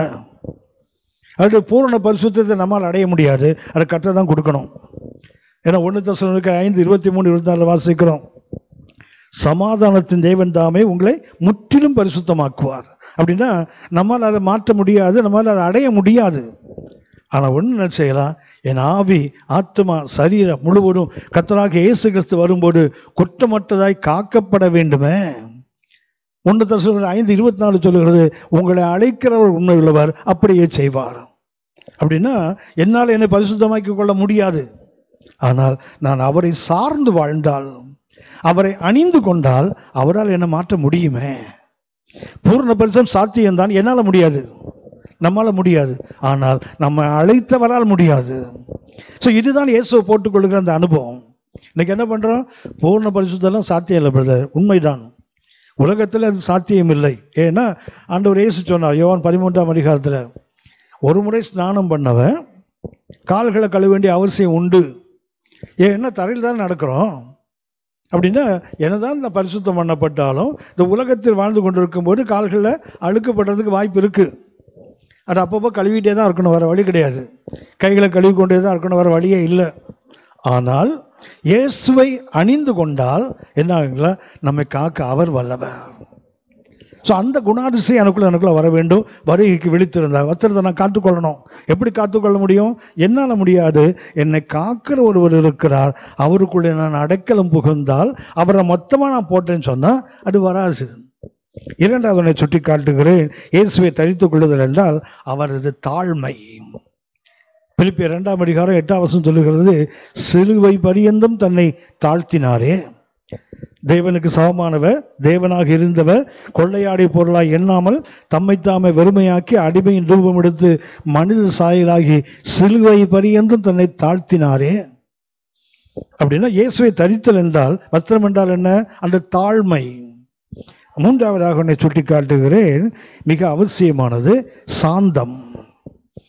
மத்திய 11ஆம் அதிகாரம் 29ஆம் சொல்லுகிறது, இயேசு சொல்லுகிறார், நான் சாந்தம் மனத்தாழ்மை உள்ளவன். சாந்தம் மனத்தாழ்மை. அந்த மனத்தாழ்மை என்பது ஆட்டிடியூட், உள்ள இருக்கக்கூடிய தன்மை. சாந்தம் என்பது ஆக்ஷன், செயல்பாடு. இன்னைக்கு என்ன இருக்கணும்? இயேசுவிடத்தில் என்ன இருந்தது? மனத்தாழ்மையும் இருந்தது, சாந்தமும் இருந்தது. அதாவது உள்ளேயும் சரியா இருந்தார், வெளியேயும் சரியா இருந்தார். இன்னைக்கு நிறைய பேர் வெளியே சாந்த சொரூபியா இருப்பாங்க, உள்ள பார்த்தீங்கன்னா ஒரு பெரிய யுத்தம் நடந்துகிட்டே இருக்கும், அடக்கிட்டு இருப்பாங்க. விட்டுறக்கூடாது, நம்ம கத்தடி பிள்ளை ஊழிக்காரன் ஒன்றும் பண்ணக்கூடாது. ஆனால் உள்ள யுத்தம் நடந்துட்டு தான் இருக்கும். உள்ள நாயை பையன் திட்டிட்டு இருப்பாங்க, வெளியே ஸ்தோத்திரம் பிரதர் வெளியே. ஆனால் இயேசு அப்படி இல்லை. அந்த ஆட்டிடியூடும் சரியா இருந்தது, ஆக்ஷனும் சரியா இருந்தது, அவருடைய சிந்தையும் சரியாக இருந்தது, அவருடைய செயலும் சரியா இருந்தது. அதுதான் இயேசுவை தரித்துக் கொள்ளுதல். இதை வருகை வரைக்கும் காத்துக்கொள். நான்காவதாக ஒன்றை சுட்டி காட்டுகிறேன், அவருடைய வஞ்சனை இல்லாத தன்மை. 1 பேதுரு 2ஆம் அதிகாரம் 22ஆம் சொல்கிறது, அவர் வாயில் வஞ்சனை இல்லை. அவருடைய எண்ணம் இல்லை, அவர் வாயிலே வஞ்சனை இல்லை. இந்த வார்த்தை எங்க எடுக்கிறாங்கன்னா ஏசாயா 53ஆம் அதிகாரத்தில் எடுக்கிறாங்க. அவர் பாடுகள் படும்போது சொல்லுகிறார், அவர் வாயில வஞ்சனையே இருந்ததில்லை. வஞ்சனை என்பது உள்ள ஒன்று வச்சு வெளியே பேசுறது. இயேசுவை தரித்துக் கொள்ளுதல், வருகை வரைக்கும் வஸ்திரத்தை காத்துக்கொள்ள அர்த்தம் என்ன? ஒரு காலகட்டத்தில் நல்லா தான் இருந்தோம், ஆனால் நெருக்கங்கள் பாடுகள் ஒவ்வொருத்தரும் வரும்போது என்ன பண்றதுங்களா, நாமளும் அவங்கள போல கொஞ்சம் மாறித்தான் ஆகணும். வஞ்சனை இல்லாத வாழ்க்கை. அடுத்து ஒன்றை சுட்டி காட்டுகிற 1 பேதுரு 1ஆம் அதிகாரம் 19ஆம் வசனம், இயேசு எப்படிப்பட்ட ஸ்பாட்லெஸ், கரையற்றவர், கரை இல்லாத ஒரு வாழ்க்கை. எங்க பார்த்தாலும் இங்க ஒரு வட்டை, இங்க ஒரு உடசல், இங்க ஒரு கிளிசல், அது அல்ல ஆவிக்கிற வாழ்க்கை. ஸ்பாட்லெஸ், அது அழுக்கற்ற, அப்பழுக்கற்ற ஒரு வாழ்க்கை, இயேசுவின் வாழ்க்கை. அதுதான் அவரை தரித்துக் கொள்ளுதல், அதான் அதுக்கு அர்த்தம். அடுத்து உன்னை சுட்டி காட்டுகிறேன். 6ஆவதாக எபிரேயர் 2ஆம் அதிகாரம், எபிரேயர் 2ஆம் அதிகாரம் 17ஆம் வசனம் வாசிக்கிறோம். அவருடைய இரக்கம், mercy, கர்த்தருடைய இரக்கம். இயேசுவிடத்தில் பார்க்கக்கூடிய ஒன்று என்னன்னா, நமக்கு உதவி செய்வதற்காக அவர் இரக்கம் உள்ளவராக இருக்கிறார், merciful. கிறிஸ்துவை தரித்துக் கொள்வதால் இரக்கம் மிக மிக அவசியம். யாக்கோபு 2ஆம் அதிகாரம் 13ஆம் வசனம் வாசிக்கிறோம், இரக்கம் இல்லாதவனுக்கு இரக்கம் இல்லாத நியாய தீர்ப்பு, நியாய தீர்ப்பிலே இரக்கம் மேன்மை பாராட்டும் என்று வேதம் சொல்லுகிறது. அப்படி நியாயம், அந்த இரக்கம் நியாய தீர்ப்பு வரைக்கும் வரும். அடுத்து ஒன்றை சுட்டிக்கார 7ஆவதாக மன்னித்தல். இயேசுவை தரித்துக் கொள்ளுதல் என்றால் இன்னைக்கும் மன்னிக்க முடியல. பரிசுத்த ஆவியை பெற்றிருக்கிறோம், அபிஷேகத்தை பெற்றிருக்கிறோம், அன்னை பாஷை பேசுகிறோம், கர்த்தர் கிருபையில வரங்கள் செயல்படுகிறது, எல்லாம் உண்மைதான், ஒன்றும் போலி இல்லை. ஆனால் அபிஷேகத்தினுடைய அடையாளங்கள் மிக முக்கியமானது. யோவான் 20ஆம் அதிகாரம் 21 முதல் 23 வரை வசனங்களை பார்த்தீங்கன்னு சொன்னால், ஆண்டவர் இயேசு அவர் உயிர்த்தெழுந்த அன்று பூட்டப்பட்ட அறைகளை உங்களுக்கு சமாதானம் என்றார். அடுத்தது வேதம் சுட்டி காட்டுகிறது, அவர்களை அழைத்து அவங்க மேலே ஊதி பரிசுத்த ஆவியை பெற்றுக்கொள்ளுங்கள், எவருடைய பாவங்களை மன்னிக்கிறீர்களோ அது மன்னிக்கப்படும், எவர்களுக்கு நீங்கள் மன்னிக்காமல் இருக்கீங்களோ அது அவர்களுக்கு மன்னிக்கப்படாது. அப்படின்னா பெற்ற அபிஷேகத்தினுடைய நோக்கங்களில் ஒன்று மன்னிப்பது. இன்னைக்கு அபிஷேகம் பெற்ற அனைவரால் மன்னிக்க முடியலை. சொந்த தாய் தகப்பனை மன்னிக்க முடியல, கூட மன்னிக்க முடியல, கணவன் மனைவியை மன்னிக்க முடியல, பிள்ளைகளை மன்னிக்க முடியல, ஆவிக்குரிய மனுஷனை மன்னிக்க முடியல, ஆவிக்குரிய சகோதர சகோதரர்களை மன்னிக்க முடியலையே. அப்படின்னா நான் பெற்ற அபிஷேகம் கொஞ்சம் கேள்விக்குறியானது தான். கோபங்கள் வருவது இயல்பு தான். தீமையில் நாம் அகப்பட்டால் தீமை செய்தவங்க மேலே கோபம் வருவது இயல்பு தான். அதை மன்னிக்கணும் தானே. மன்னிக்கின்ற அனைவரால் மறக்க முடியல, அது ஒரு பரிதாபம். அப்படி என்றால் இயேசுவின் வருகைக்கு காத்திருக்கிறவங்க இயேசுவாகிய வஸ்திரத்தை தரித்து கொள்ள வேண்டும். அவருடைய குணாதிசயத்தை கொண்டிருப்பது, அவரை போல சிந்திப்பது, அவரை போல பார்ப்பது, அவர் எப்படி அடிச்சுவடை விட்டு போகிறாரோ அப்படியே பின்பற்றி போவது, இதுதான் வஸ்திரத்தை காத்து கொள்வது. கடைசியாக ஒன்றை சுட்டி காட்டுகிறேன். இயேசு அவர் பூமியில் வாழ்ந்த நாட்களில், அவர் உலகத்தில் வந்ததிலிருந்து உலகத்தை கடந்து போகிற வரைக்கும் 7 விதமான வஸ்திரங்கள் ஒரு வாழ்க்கையில் இருந்திருக்கு. இயேசுடைய வாழ்க்கையில் 7 விதமான வஸ்திரங்கள். ஒன்று, லூக்கா 2ஆம் அதிகாரம் 7ஆம் வாஸ்து பார்த்தீங்கன்னா, அவரை பிள்ளையை பெற்று துணிகளில் சுற்றின்னு போட்டிருக்கோம். நமக்கு இந்த துணிகள்னாலே கந்த துணி தான் ஞாபகத்துக்கு வருது. இயேசு கந்தை துணியில் ஏழை கோலமரம் அப்படிலாம் பாட்டெலாம் பாடி வச்சுருக்காங்க நம்ம முன்னோர்கள். அவங்கள குறை சொல்ல எனக்கு தகுதி இல்லை, அவங்களுக்கு கிடைச்ச வெளிச்சம் அவ்வளவுதான். ஆனால் அங்கே இருப்பது ஸ்பார்கானோ என்ற ஒரு கிரேக்க வார்த்தை. ஸ்பார்கோ என்றால் ஸ்வேட்லிங் கிளாத். அதாவது குழந்தைகள் பிறந்த உடனே குழந்தைகளுக்கு ஏன்னா உள்ளே இருந்து ஒரு வாமான சூழ்நிலையிலிருந்து வெளி உலகத்துக்கு வராங்க. வரும்போது அதிகமாக தாக்குதல் குழந்தைகளுக்கு இருக்கும். உடம்புல என்ன ஆகும், வெளியே உள்ள நோய் கிருமிகளோ அல்லது வெளியே உள்ள சூழ்நிலைகளோ அல்லது சேஷங்களை பாதிக்கும். ஆகவே என்ன பண்ணுவாங்கன்னு சொன்னால், குழந்தைகளை சின்ன நீளமாக ஸ்ட்ரிப், அதுக்கு பேர் ஸ்வேட்லிங் கிளாத், துணிகளில் சுற்றுவாங்க. எப்படி சுற்றுவாங்கன்னா, கழுத்துலேருந்து சுற்றிட்டே வருவாங்க, அப்படி வைன் பண்ணிகிட்டே வருவாங்க. சின்ன ஸ்ட்ரிப் அப்படி இருக்கும். அது அப்படி கழுத்தில் சுற்றி வந்து இங்கே வந்தோன்னா 2 காலையும் தனியாக பிரிச்சுருவாங்க. கால் முழுதும் கையெல்லாம் அப்படி இருக்கும். அது உடம்பு ஃபுல்லாக. தலையை பார்த்தீங்கன்னா அந்த கண்ணு மூக்கை விட்டுட்டு தலையை சுற்றி கட்டிடுவாங்க. இதுதான் ஸ்வேட்லிங். ஸ்வேட் என்ற ஆங்கில வார்த்தை என்றால் என்ன, துண்டு துணிகள் அல்ல, அது கிழிஞ்ச துணி இல்லை, ஸ்ட்ரிப்ஸ், ஸ்வேட்லிங் கிளாத். ஸ்பார்கான மிக அற்புதமான வார்த்தை. அதுக்குள்ளே போனால் ரொம்ப நேரம் ஆகிடும், நாங்கள் போகலை. ஆனால் எசேக்கியேல் 16ஆம் அதிகாரம் 4ஆம் வசனம் பார்த்தீங்கன்னா, நீ பிறந்த நாளிலே நீ தண்ணீரினால் சுத்திகரிக்கப்படலை, உப்பினால் நீ சுத்திகரிக்கப்படலை, துணிகளில் சுற்றவுடன் போட்டுருக்கீங்களா, அந்த வார்த்தை. துணி சுற்றினா கந்த துணி அல்ல, அந்த ஸ்வேட்லிங் கிளாத், அந்த ஸ்ட்ரிப் பண்ணுறது அப்படியே செஞ்சு வருவாங்க. அப்படின்னா இயேசு உலகத்தில் வந்தபோது அவர் கொடுத்த முதல் சட்டை என்ன சட்டை? ஸ்வேட்லிங் கிளாத். அது எதற்கென்றால், ஒன்று ஃபார் ஸ்ட்ரெங்த், அடுத்து ஃபார் சேஃப்டி. ஒன்று குழந்தையை பலப்படுத்துவதற்கு, 2ஆவதாக குழந்தையை பாதுகாப்பதற்கு. அப்படின்னா இயேசு வஸ்திரமாக போட்டிருக்கோன்னா என்ன அர்த்தம்? we are strengthened in the Lord. கர்த்தருக்குள் பலப்பட்டவர்கள், கர்த்தரால் பாதுகாக்கப்பட்டவர்கள். என்னால் என்னை காப்பாற்ற முடியாதுப்பா, ஆனால் உங்களால் எல்லாம் முடியும். சங்கீதக்காரனை கேட்டான்னு சொல்லுவாங்க, செம்மையானவர்களை ரட்சிக்கிற தேவனிடத்தில் என் கேடகம் இருக்குது. ஆபிரகாமை கேட்டீங்கன்னா, கர்த்தர் தான் எனக்கு கேடகம்ப்பா. ஆதியாகமம் 15:2 பார்த்தீங்கன்னா, நான் 1ஆம் வசனத்தில் பார்த்தீங்கன்னா கர்த்தர் சொல்லுவார், நான் உனக்கு கேடகமும் மகா பெரிய பலனுமா இருப்பேன். அப்படின்னா முதல்ல இயேசுவின் ஆடையில் கற்றுக்கொண்ட பாடம் என்ன? தேவன் நம்மை பலப்படுத்துகிறார். பவுல் சொல்லலையா, என்னை பலப்படுத்துகிற கிறிஸ்துவனாலே I can do all things. எப்போ என்னால் முடியாது, என்னை பலப்படுத்துகிற அவரால் முடியும். That is swaddling cloth. அடுத்தது 2வது சட்டை, அவருடைய சட்டை யோவான் 19ஆம் அதிகாரம் 23ஆம் வசனம். நம்ம முதல்ல கவனித்தோம். அப்படி வஸ்திரங்களை கழட்டினாங்கல்ல, வஸ்திரத்துக்கு கழட்டும் போது என்ன கழட்டினான்னு அந்த முதல்ல சொன்னேன் உங்களுக்கு. ஒரு யூதன் என்றால் தலையில் ஒரு ஹெட் ட்ரெஸ் இருக்கும், அடுத்தது மேலே ஒரு அங்கி, அப்புறம் இடுப்பில் ஒரு கச்சை, 4வது உள்ள ஒரு அங்கி, அப்புறம் பாதரட்சை. என்ன பண்ணிட்டாங்கன்னா இயேசு சிலுவையில் 4ஐயும் கழட்டிட்டாங்க. இதை கழட்டி ஒருத்தர் எடுத்துட்டார், இதை கழட்டி மேலே உள்ள அங்கேயே ஒருத்தர் எடுத்துட்டார், கச்சையை ஒருத்தர் எடுத்தார், ஷூ ஒருத்தர் எடுத்துட்டார், சாண்டல்ஸ் ஒருத்தர் எடுத்துட்டார். இப்போ என்ன இருக்குது? உள்ளங்கி இருக்குது. சரியா?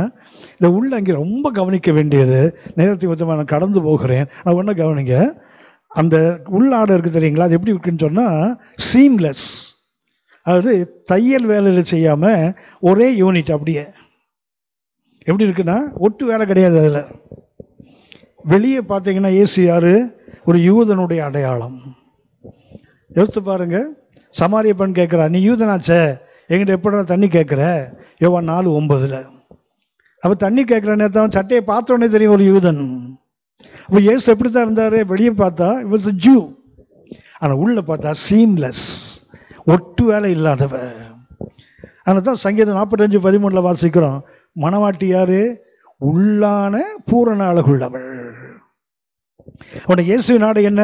வெளியே 4 எடுத்துட்டாங்க, உள்ள என்ன இருக்குது? உடலோடு ஒட்டி கொண்டிருப்பது. யூதருடைய பாரம்பரியத்தின்படி பார்த்தா அது மதர்ஸ் லவ், ஒரு தாயினுடைய அன்பின் அடையாளம் அது. ஏன்னா ஆண் பிள்ளைகளுக்கெல்லாம் அம்மாமார் என்ன பண்ணுவாங்களா, கைகள் 4 பின்னுவாங்க, ஜாயிண்ட் இல்லாமல். நமக்கு சட்டைன்னா இங்கே ஜாயின் பண்ணுவோம், கையை ஜாயின் பண்ணுவோம், அதெல்லாம் கிடையாது. என்ன பண்ணால் இங்கே ஆரம்பித்து அப்படியே ஃபுல்லாக அப்படி பண்ணக்கூடியது. அது ஒரு தாயின் அன்பின் அடையாளம். இப்போ இயேசுக்கு என்ன இருக்குது? வெளியே ஒரு யூதன் என்ற அடையாளம். ஏன்னா உலகத்தை மாம்சத்தில் பிறந்ததுனால இன்றைக்கி நீங்கள் நான் என்னதான் ஆவிக்குள்ள இருந்தாலும் நமக்குள்ள என்ன இருக்குது? வெளியே நம்ம அடையாளம் காட்டி கொடுத்துரும். நம்ம பேச்சை காட்டி கொடுத்தீங்க, எந்த ஊர் தானேன்னு கேட்டுருவோம் ஆள். சரியா? நம்முடைய பழக்கங்களை பார்க்கும்போது இந்த ஒரு ஆள் தான் அப்படி பண்ணுவாங்க. ஸோ அதை மாற்ற முடியாது, நீ எடுத்து பார்ப்பா. ஆனால் உள்ள ஒன்று இருக்குது, அது ஒட்டு வேலை இல்லாதது, உள்ளான வாழ்க்கையின் அடையாளம். இயேசுவின் நாடு என்ன காட்டுகிறது தெரியுங்களா?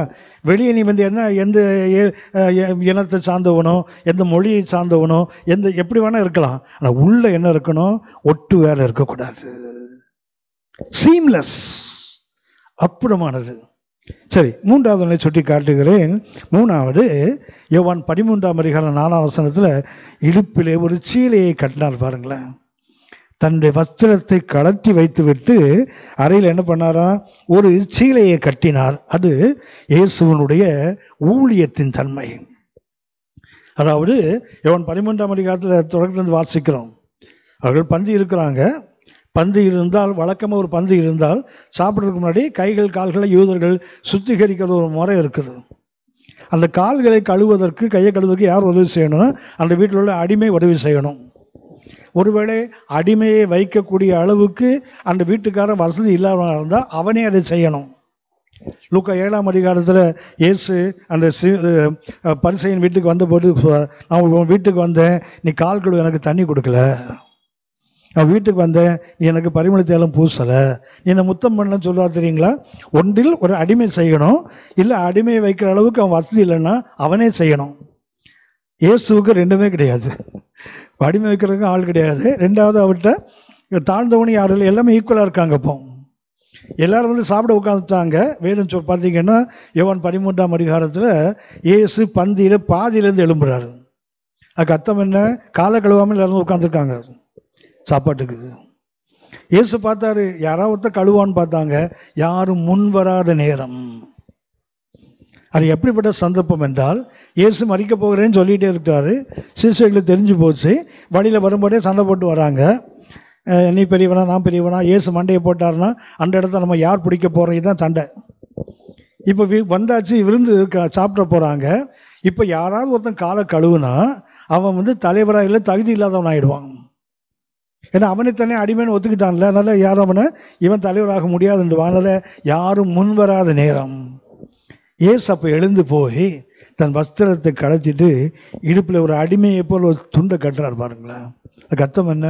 ஒரு அடிமைக்கும் அடிமையாக மாறி ஊழியம் செய்கின்ற அந்த அனுபவம். இயேசு சொன்னாரு, நான் ஊழியம் கொள்ள வரல, ஊழியம் செய்ய வந்தேன். நான் உயிரை எடுக்க வரல, உயிரை கொடுக்க வந்தேன். அப்படின்னா மூன்றாவது ஆடை என்ன ஆடை? ஊழியத்தின் ஆடை, அடிமைக்கும் அடிமையாக. இயேசு சொல்வார், புறஜாதிகளுக்கு அதிகாரம் எனப்படுகிறவர்கள் ஜனங்களை இருமாப்பா ஆள்றாங்க.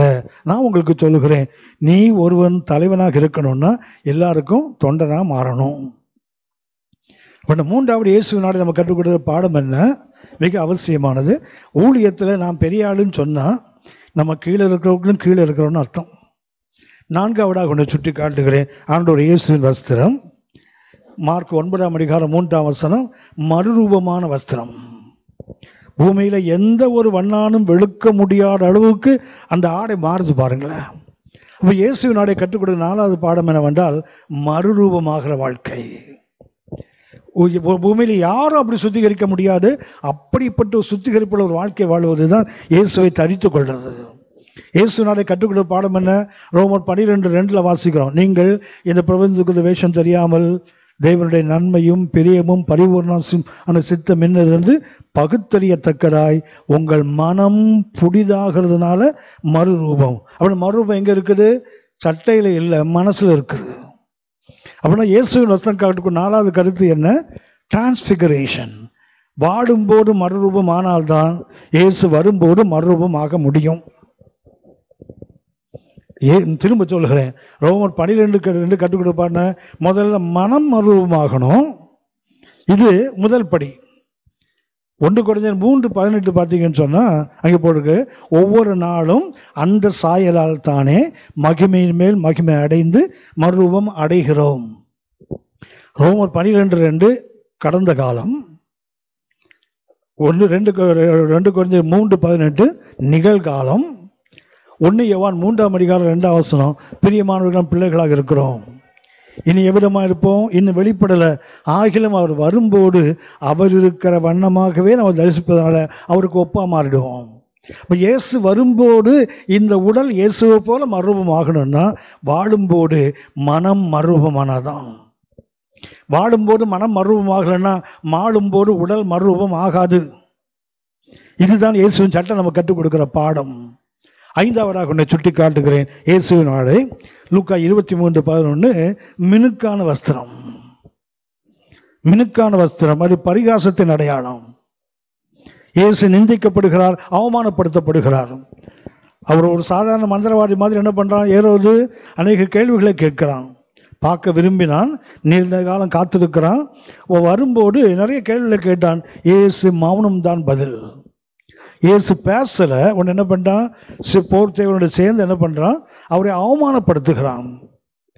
அவருக்கு மினுக்கான வஸ்திரத்தை போடுகிறான். அந்த மினுக்கான வஸ்திரம் என்பதற்கு மூலமொழி பார்த்தீங்கன்னு சொன்னா யூத ராஜாக்கள் போடுகின்ற அந்த ஷைனிங் ட்ரெஸ். மினுக்கு என்பதற்கு அர்த்தம் பயன்படுத்துகின்ற கிரேக்க வார்த்தையின் அர்த்தம் என்னவென்றால் அது பிரகாசமாக இருக்கக்கூடிய ஏறக்குறைய வெண்மையான பிரகாசம் உள்ள ஒரு ஆடையை போட்டிருக்கிறான். அதுக்கு அர்த்தம் என்ன? நீ யூதன் அல்லவா, யூதனுக்கு ராஜா இல்லையா, இந்த சண்டையை போட்டுக்கப்போ அப்படின்னா பரிகசிக்கப்படுகிறார் இயேசு. நீங்களும் நானும் இன்னைக்கு நிறைய பேசுனா திறமை உள்ளவன்னு ஏற்றுக்கிறாங்க. கர்த்தருக்காக மௌனமாக இருந்தீங்கன்னா உங்களுக்கு ஏமாடி கோமாளின்னு ஆக்கிடுவாளுங்க. இதுதான் இந்த ஆவிக்குரிய உலகம்.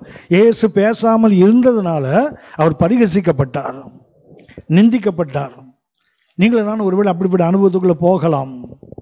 வருகை வரைக்கும் அதை காத்துக்கொள்ளுங்க. என்ன போட்டிருக்கான்? மினுக்கான சட்டையை போடுறான் பாருங்களேன். அதுக்கு அடுத்தது யோவான் 19:5 வாசிக்கிறோம். சிவப்பு அங்கி. இது பிலாத்து போடுறான். சிவப்பு அங்கி ஏன் போடுகிறான் என்றால் அவர் அடிக்கப்பட்டு கிழிக்கப்பட்டிருக்கிறார். வாரினால் அடிக்கப்பட்ட பிறகு என்ன பண்றான்? அவர் கொண்டு அந்த சிவப்பு அங்கியை போடுகிறான். தலையில முள்முடி வச்சிருக்குது.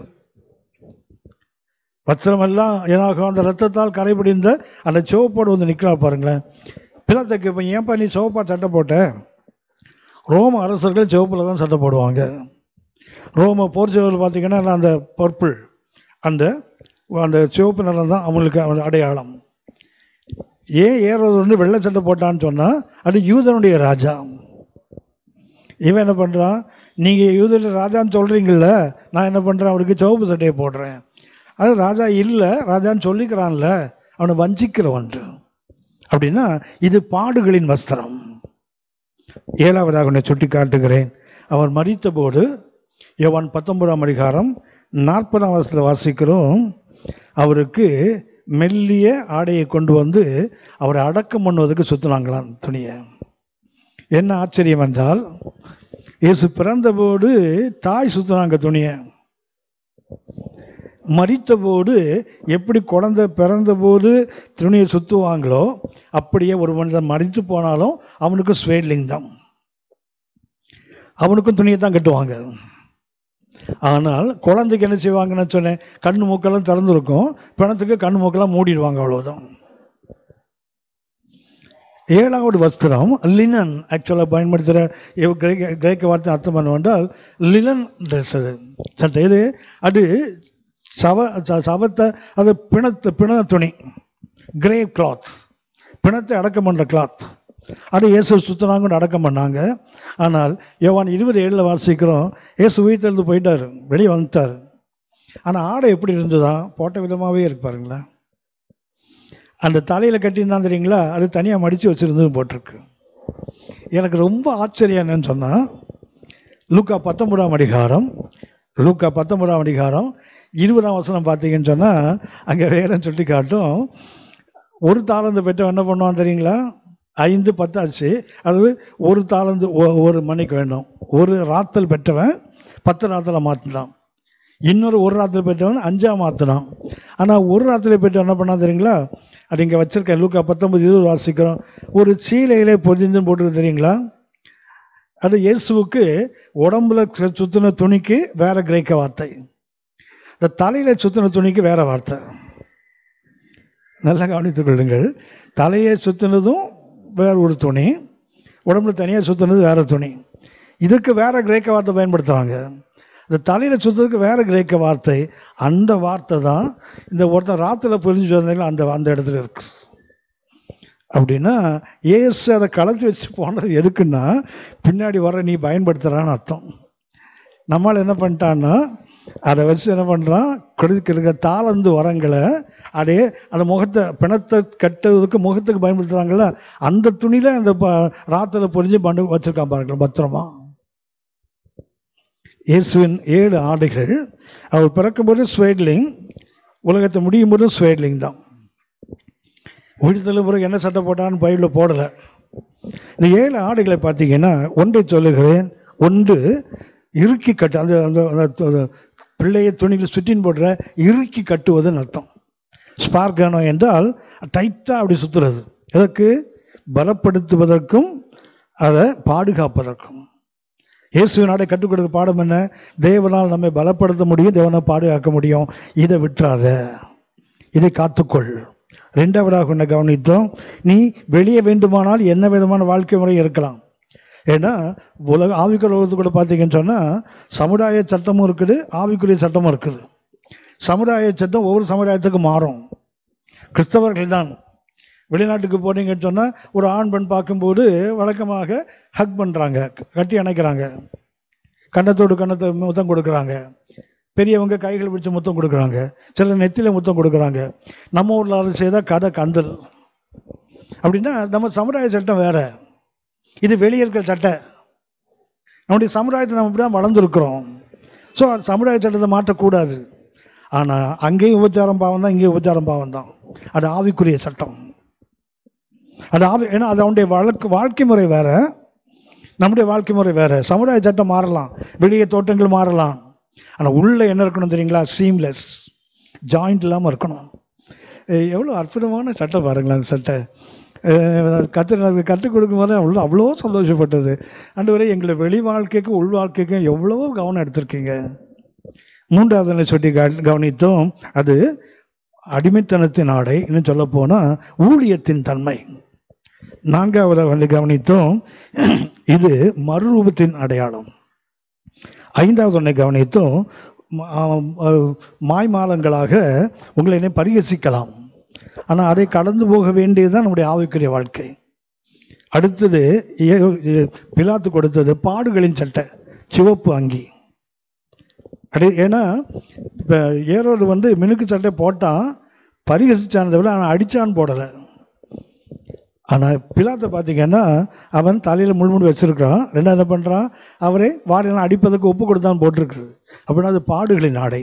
கடைசியாக ஒரு ஆடை, மிக அவசியமான ஆடை, கிரேவ் கிளாத். அதுக்கு அர்த்தம் என்ன, இது நாம் இயேசு போயிட்டாரு, சட்டையை தூக்கிட்டு போயிடல, அதை கலத்தி வச்சுட்டு போயிருக்காரு, ஒரு ஒழுங்கோடு வச்சுட்டு போயிருக்காரு. பாருங்களேன், தலையில் உள்ள துணி தனியாக மடித்து வச்சுருக்குது, உடம்புல சுற்றுது எப்படி இருந்தது அப்படியே இருக்குது. அப்போ என்ன இருக்குன்னா, இயேசு ஒரு வேப்பர் மாதிரி அப்படி வெளியே வந்திருக்கணும். அதை விட்டு அந்த ஸ்டிச்சஸ் சோர்லிங் இருக்குல்ல, என்ன பண்ணியிருக்கணும், அது அப்படியே ஒரு நீராவி மாதிரி அப்படியே கடந்து இயேசு வெளியே வந்திருக்கணும். அது அப்படியே இருக்குது. தலையில் கட்டின மாதிரி என்ன பண்ணாரு, மடித்து வச்சுட்டு போயிருக்கார். அதுக்கு நிறைய அர்த்தங்கள் சொல்கிறாங்க. நமக்கு அதில் முக்கியமானது என்ன, எலியா மேலே போகும்போது சால்வையை கீழே போட்டு போனான்னா எடுத்து யோர்தானை பிளக்கணும்னு அர்த்தம், அவ்வளோதான். அப்படின்னா தேர்ஸ் எ ரிமைண்டர், நான் உனக்கு ஒன்று வச்சுட்டு போயிருக்கிறேன், இது பிணத்துணி அல்ல. நல்லா கவனிச்சிங்க. பேதுரும் உள்ள, யோவான் வந்தார் கல்லறைக்கு வந்து உள்ளே போகலை, குனிஞ்சு பார்த்தாரு. பேதுரு உள்ளே போய் பார்த்தாரு, அந்த ஆடை அப்படியே இருக்குது, தலையில் கட்டினது தனியாக மடித்து வச்சுருக்குது. 2 பேரும் போயிட்டாங்க. ஆனால் மகதலேனா மரியாள் அங்கேயே நிற்கிறாங்க. அவங்களால போக முடியல. She was waiting. காத்திருந்து என்ன பண்ணுறாங்க, மெதுவாக உள்ள வெட்டி பார்த்தா 2 தேவதூதன் உட்காந்துருக்கான். பாருங்களேன், நான் நினைச்சுப்பேன், இந்த பிணத்துணியே தேவதூதனாக மாறிட்டானோ தெரியல. அவங்க பார்த்தபோது பிணத்துணி, இவன் பார்க்கும்போது தூதன் 2 பேர் இருக்கான். பாருங்களேன், அப்படின்னா அந்த ரெவலேஷன் எவ்வளோ மாறுபடுது பாருங்களேன். எந்த அளவுக்கு கர்த்தர் கிட்ட போகிறோமோ அந்த வெளிப்பாடு மாறுதில்லை. மிக அவசியமானது இயேசுடைய 7 ஆடைகள். நாம் ஜெபிப்போம், கண்ணை மூடுவோம், கர்த்தரை நோக்கி பார்ப்போம். நீங்கள் இருக்கிற இடங்களில் கொஞ்சம் உங்களை தாழ்த்துங்க. நீங்கள் இதை பார்க்கும்போது எந்த சூழ்நிலை இருப்பீங்களோ எனக்கு தெரியாது. ஆனால் கர்த்தருடைய பிரசன்னத்தில் இருக்கோங்கிற ஒரு உணர்வோடு நீங்கள் கண்ணில் மூடுங்க. வீடாக இருக்கலாம், வெளியே ட்ராவல் பண்ணுற இடமா இருக்கலாம், ஒரு பொது இடமா இருக்கலாம், எங்கே வேணால் இருக்கட்டும். நீங்கள் பார்க்குற இடத்துல you have to feel the presence of God. ஒரு சபையில் உட்காந்து வசனத்தை கேட்டால் எந்த அளவுக்கு ஒரு அர்ப்பணிப்போடு உட்காந்துருப்பீங்களோ அப்படிப்பட்ட ஒரு சூழலுக்குள்ளே இப்போ வாங்க. இதை கேட்கும்போது எப்படி வேணால் கேட்டிருக்கலாம். ஆனால் முடியும் போது கொஞ்சம் கண்ணில் மூடும்போது கர்த்தர் சமூகத்தை நீங்கள் இருக்கீங்க, கர்த்தருடைய பிரசன்னத்தில் நாம் இருக்கிறோம். அந்த உணர்வோடு கொஞ்சம் திரும்பி பாருங்க. இதோ திருடனை போல வருகிறேன், தன் மானம் காணப்படத்தக்கதாக நிர்வாணமாய் நடவாதபடி விழித்து கொண்டு தன் வஸ்திரங்களை காக்கிறவன் பாக்கியவான். அப்படின்னா வருகைக்கு நான் கவனித்தது, நாம் அறியாத வேளை, திருடனை போல. அதுக்கு என்ன வேண்டும், நிர்வாணம் காணப்படாமல் இருக்க வேண்டுமானால் முதல்ல ஒரு நம்முடைய நடை சரியாக இருக்கணும். 2வது நம்முடைய விழித்திருத்தல் சரியாக இருக்கணும். ஒன்று வாக், அடுத்தது வாட்ச். அடுத்தது நாம் எதை காத்துக்கொள்ள வேண்டும், நம்முடைய வஸ்திரத்தை. ஹிமாட்டியோன் என்ற ஒரு வார்த்தையை நாம் கவனித்தோம். அந்த ஹிமாட்டியோனை கவனிப்பதன் போது நாம் கவனிக்கின்ற 3 அருமையான கருத்துக்கள். ஆனால் மிக எளிமையாக ஆவியானவர் எழுதி வைத்திருக்கிறார். ஒன்று, இயேசுவை ஏற்றுக்கொள்ளும் போது தேவ சாயலை நாம் தரித்துக் கொள்கிறோம். இன்னும் சொல்ல போனால் வஸ்திரம் என்பது நாம் மத்திய 5:40, லூக்கா 6:29 அடிப்படையில் கவனித்தோம். கிறிஸ்தவ வாழ்வியல், கிறிஸ்தவ வாழ்க்கை முறை, அதுக்கு மிக முக்கியமானது இந்த வஸ்திரம். இந்த வஸ்திரத்துக்கு அவர் ஏற்றுக்கொள்ளும் போது தேவ சாயலை பெற்றுக் கொள்ளுகிறோம். இது தொடக்கம். அடுத்தது சொல்ல போனா அங்கே ஒரு புதிதாக்கப்பட்ட ஆவி, உள்ளத்திலே புதிதான ஆவி உள்ளவனாய் மெய்யான நீதி பரிசுத்தத்தை நாம் தேவ சாயலை தரித்து கொள்ள வேண்டும். இதை வருகை வரை காத்துக்கொள்ள வேண்டும்.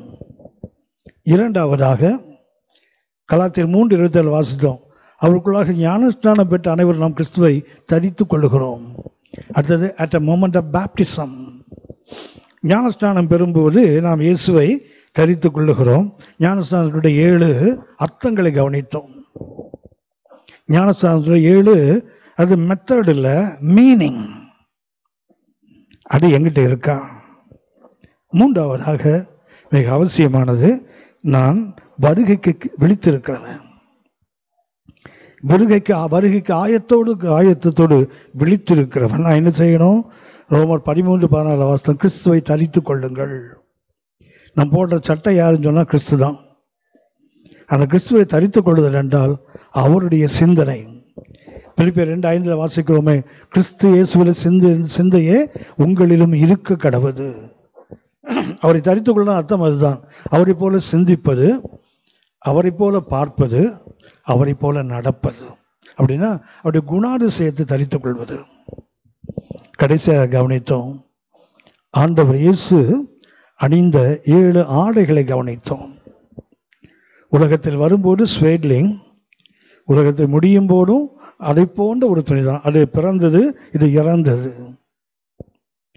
பிறந்தபோது அது தேவனால் பலப்படுத்தப்படுகின்ற, தேவனால் பாதுகாக்கப்படுகின்ற வாழ்க்கையின் அடையாளம். இரண்டாவதாக அது உள்ளான மனிதனை காட்டுகின்ற அடையாளம். அந்த உள்ளங்கே சிட்டோன், அது உள்ள இருக்கக்கூடிய வஸ்திரத்தின் அடையாளம். வெளியே நாம் மாறுபடலாம், கலாச்சாரங்கள் மாறுபடலாம், மொழி மாறுபடலாம், புரிந்துகள் மாறுபடலாம். ஆனால் உள்ள தையல் வேலை இல்லாத, ஒட்டு வேலை இல்லாத ஒரிஜினல். வேதத்தில் மாயமற்ற விசுவாசம் வாசிக்கிறோமே, அதுக்கு அர்த்தம் என்னவென்றால் மெழுகு வேலை, மெழுகினால் ஒட்டப்படாத வேலைன்னு அர்த்தம். அதுதான் இயேசு நம்ம கற்றுக் கொடுக்கிற பாடம். மூன்றாவதாக ஊழியம் செய்வது, அடிமைகளுக்கும் அடிமையாக மாறுவது. ஆண்டவர் இயேசு சொன்னார் யோவான் 13 ஆண்டவரும் போடுகருமாகிய நானே இப்படி செய்தால், என்ன நீங்க அப்படி சொல்றீங்களா? நானே இப்படி செய்தால். நான்காவதாக மறுரூபத்தை நமக்கு நினைப்பூட்டுகிறது. வாழும்போது மறுரூபம் அடைந்தால்தான் மன்னவன் வரும்போது நாம் மறுரூபம் சரீரத்தை அடைய முடியும். ஐந்தாவதாக நிந்தைகளும் பாடுகளும் ஆவிக்குரிய வாழ்க்கையில் நீங்கள் ஒருவேளை ரொம்ப திறமையான ஞானம் உள்ளவங்களா பேசிட்டு இருந்தீங்கன்னா அநேகர் உங்களை மதிக்கலாம். ஆனால் ஆண்டவர் இயேசு தேவையற்ற இடங்களில் பேசுவதே இல்லை. பேசாமல் இருந்ததுனால அவர் அவமானப்படுத்தப்பட்டார். இயேசுவின் ஆடை, அந்த மினுக்கான வஸ்திரம் கற்றுக் கொடுப்பது என்ன? நிந்திக்கப்பட்டு அவமானப்பட்டு பரிகசிக்கப்படுகின்ற வாழ்க்கை. இயேசு எந்த அந்த மறுப்பையோ அல்லது இயேசு எந்த எதிர்மறையான செயலை காட்டவில்லை. ஆறாவதாக பிலாத்து கொடுத்த சிவப்பு அங்கி, பாடுகளின் வஸ்திரம், உபத்திரவங்கள் கர்த்தருக்காக ஏற்றுக்கொள்வது. ஏழாவதாக மிக அவசியமானது அந்த பிரேத சிலைகள். அந்த பிரேத சிலையை இயேசு எடுத்துக்கொண்டு போயிடல, உயிர்த்தெழுந்து போனவர் அதை ஒழுங்கா அப்படியே வச்சுட்டு போயிருக்காங்க. எனக்கு முகத்தை கட்டி மூடுற அந்த துணியை கொண்டு கர்த்தர் கொடுத்த தாளந்துகளை கட்டி வைப்பதற்கல்ல, கர்த்தருடைய ராஜ்யத்தின் விரிவாக்கத்துக்காக அதை பயன்படுத்துவதற்கு. நாம் ஜெபிப்போம். அன்பின் பரலோக பிதாவே, என்ன நோக்கத்தோடு இந்த வேத பாடத்தை நாங்கள் கவனிக்க எங்களுக்கு கிருபை கொடுத்தீரோ, வாய்ப்பை கொடுத்தீங்களோ, அதற்காக நாங்கள் மக்கள் நன்றி செலுத்துகிறோம். தகப்பனே, எங்களுடைய வஸ்திரத்தை காத்துக்கொள்ள எனக்கும் எங்களுக்கும் கிருபை பாராட்டுங்கப்பா. என்னுடைய கிறிஸ்தவ வாழ்வியலை, ஆண்டவர் இயேசுவை தரித்து கொண்ட அந்த வாழ்க்கையை நான் இங்கே வரும் வரை தகப்பனதை காத்துக்கொள்ள எனக்கு வேண்டிய கிருபைகளை தாங்க. இந்த வசனத்தை கேட்ட ஒவ்வொரு மேலும் உங்கள் கிருபை இருப்பதாக என்று ஜெபிக்கிறோம்ப்பா. அவங்க எந்த சூழலில் இருந்தாலும் தகப்பனே, வருகையை பற்றிய அந்த தெளிவான சிந்தனையோடு இருக்க கிருபை தாங்கப்பா. அடையாளங்களை கண்டு அச்சம் கொள்ளாதபடி வருகையின் ஆயத்தத்தை குறித்து தகப்பன் ஒரு விழிப்புணர்வடைய தேவனில் உதவி செய்வீராக. மகிமையை நாங்கள் நமக்கு செலுத்துகிறோம் எங்கள் ஆண்டவர் இயேசுவின் மூலம் பிதாவே. ஆமென், ஆமென், ஆமென். God bless you. God bless you.